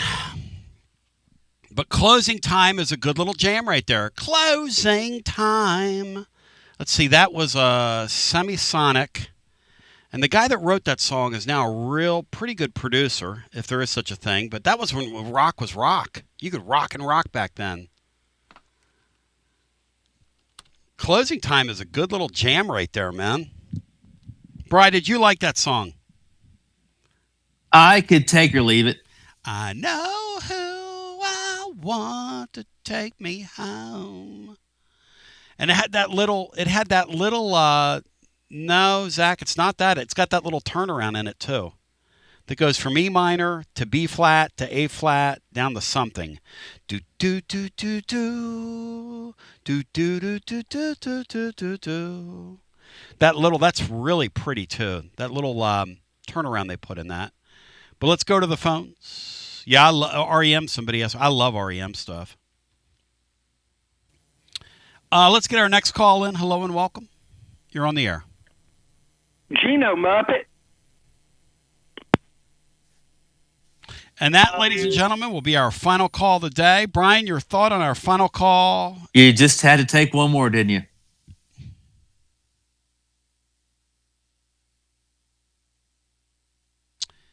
Negative. Bishop Boswell just entered the transfer portal. Yep, not surprising. Again, as we told you earlier, Tennessee looked at all those guys and did not promise anybody a starting job next year. Why? Because they're getting ready. They're getting ready to do what? They're getting ready to recruit a super team. Far cry from what Kim Caldwell's getting ready to do. Brian, any final thoughts? The baseball team will not blow a 5-run lead today. Guaranteed. Do we, what happens, Brian? Do they win today? Oh, we don't. They haven't lost a baseball game in almost 18 hours now, 21 hours now, so it's looking up. Really going to miss Bishop Boswell, man. They might try to talk him back. He probably ends up at NC State, though, would be my guess. North Carolina kid. Yep. You going to miss him being out? Miss him, Bri? Not really.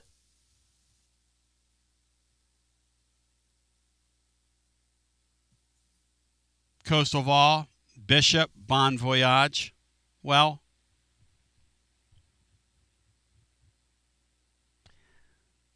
some of you are getting very warm in the comments. You're getting very warm. We love ya. Peace and G to the B to the O. And on Friday, I'll talk to Bino. Peace. See ya. Such a wonderful time to be alive and well. Let's run today's show back. Today's show was so good that you got to hear that thing twice. Twice as nice. Twice as nice and twice as nice. Boom, boom, boom, boom, boom. Unless you want to hear me play closing time again. Do, do, do, do, do. Do, do, boom, boom, boom, boom, boom. That's a great do, do, do, do, do. Bum, bum, bum, ka, bum, ka, bum, bum, a bum, ka, bum, bum, ka, bum, ka, dun, ta, dun, ta, dun, lum, bum. We have a ton to get into today.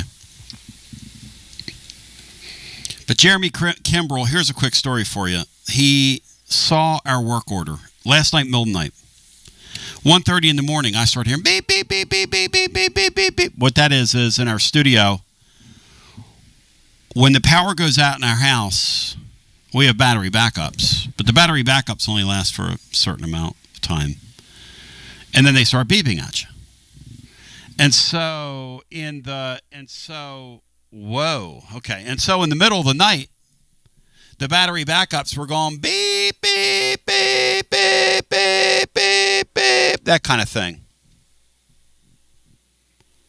And what happened was our TDS fiber box got kind of blown up in the process. I talk about, when I want to talk about Josh Collins and your Collins Insurance Agency, about how the we've had times where we get nasty storms here, as in nasty storms, and we get our stuff can get blown up here from time to time. Middle of the night, we lose our power. Jeremy sees on the work order, I got to get to Basilio. I got to get over there at 3 o'clock. And he's like, no, Tony's show's on at 11. So Jeremy saved the show today. Laura and I were thinking about, okay, well, what are we going to do? We can go fan run, do the show from there, but that would create a bunch of issues because the show emanates out of our studio in North Knoxville, like how we do our commercials and fulfill those obligations for our partners. Do we do them live? That sort of thing.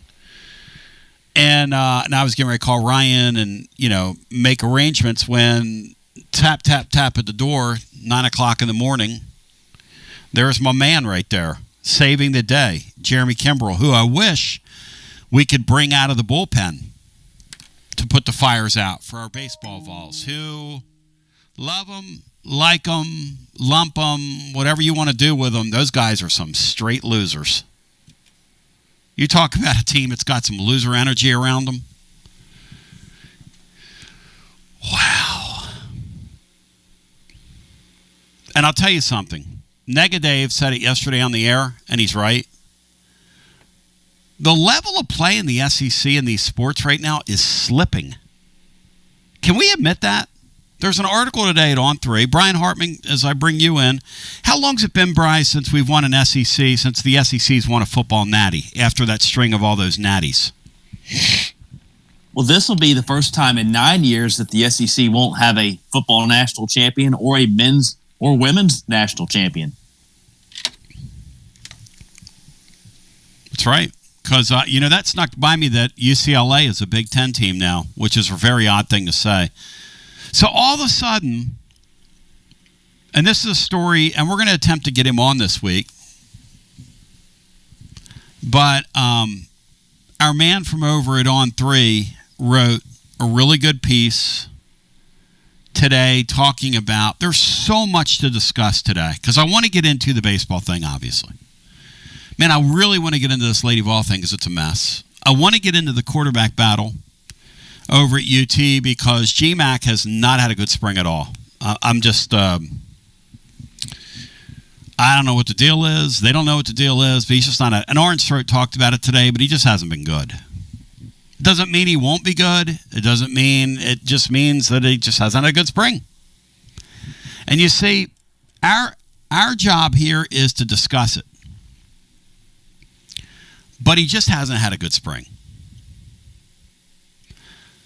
And Tennessee's all of a sudden in a spot where if you're Danny White, you're looking at this thing. And it's too early to judge Josh Eland. There's a lot of season left, and he's got a lot of runway. But yesterday, Will Heflin, I'll say this to Will. Will Heflin yesterday was saying to a couple callers that were critical of what they see, well, have you seen the perfect game rankings? In other words, the recruiting rankings for what's coming. There's no guarantee those guys make it here. I don't know how to tell Will that. I'll tell. One thing about me is I'll make everybody mad eventually because I just kind of say what I see. And I'm not doing it to be critical. I'm just saying, kind of like that Lady Vol player. Everybody was like, well, she's coming, so Kim's okay because she. And we were on here a month ago going, no, she's not coming. And you know what? She's not coming. We're in an era now, just because I sign a letter of intent or commit to you, and these kids are committed, I don't have to honor that anymore. And so we're in the most whimsical era in the history of these sports we follow, collegiate sports. So this girl, she's a young girl. I can say girl. Or young lady, if you will. Signs this letter of intent, and she signs an NIL deal with UT, and she ain't going to play for this lady. Are you nuts? I tell you this about that baseball thing, and this is a concern to mine. And I'm not even talking about the nuts and bolts.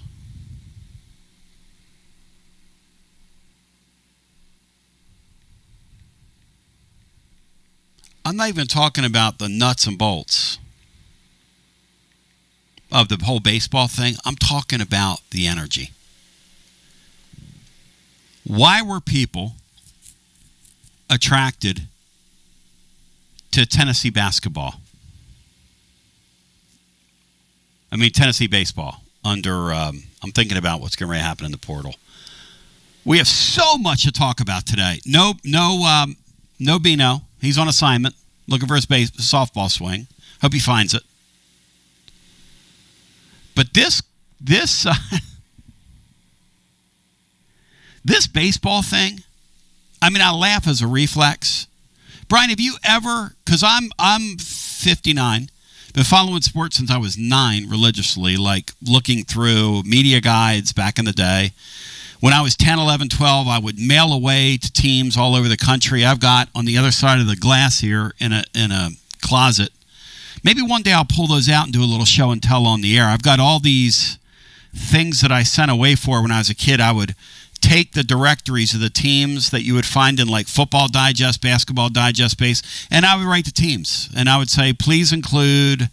You know, I was always like that, precocious kid. And my mom would get me a big book of stamps, and I would say, and then I would have all this mail coming in, and I collected that stuff. I mean, it was what I did. I guess you could say I was always going to do this. Anyway.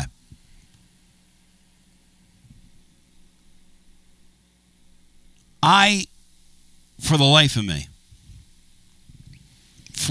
me, okay, have never seen anything like this baseball team. These guys are lovable, absolute, complete, and total losers. And no offense. That yesterday, they go up as they go up like they went up yesterday. 5-0, Bri, right? Middle innings. I'm sitting here with my family. Yeah. I've got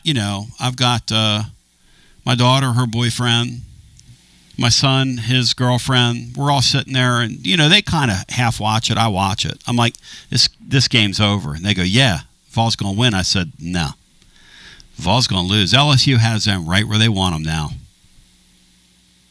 Bri, you ever see anything like it? Is there anything you can compare this team to? We need to come up with a total today. How many more 5-run leads are they going to blow this year? I'll put it at 2.5. Will Heflin had a great line for me yesterday. He said, why don't we do a Garza Law third inning report?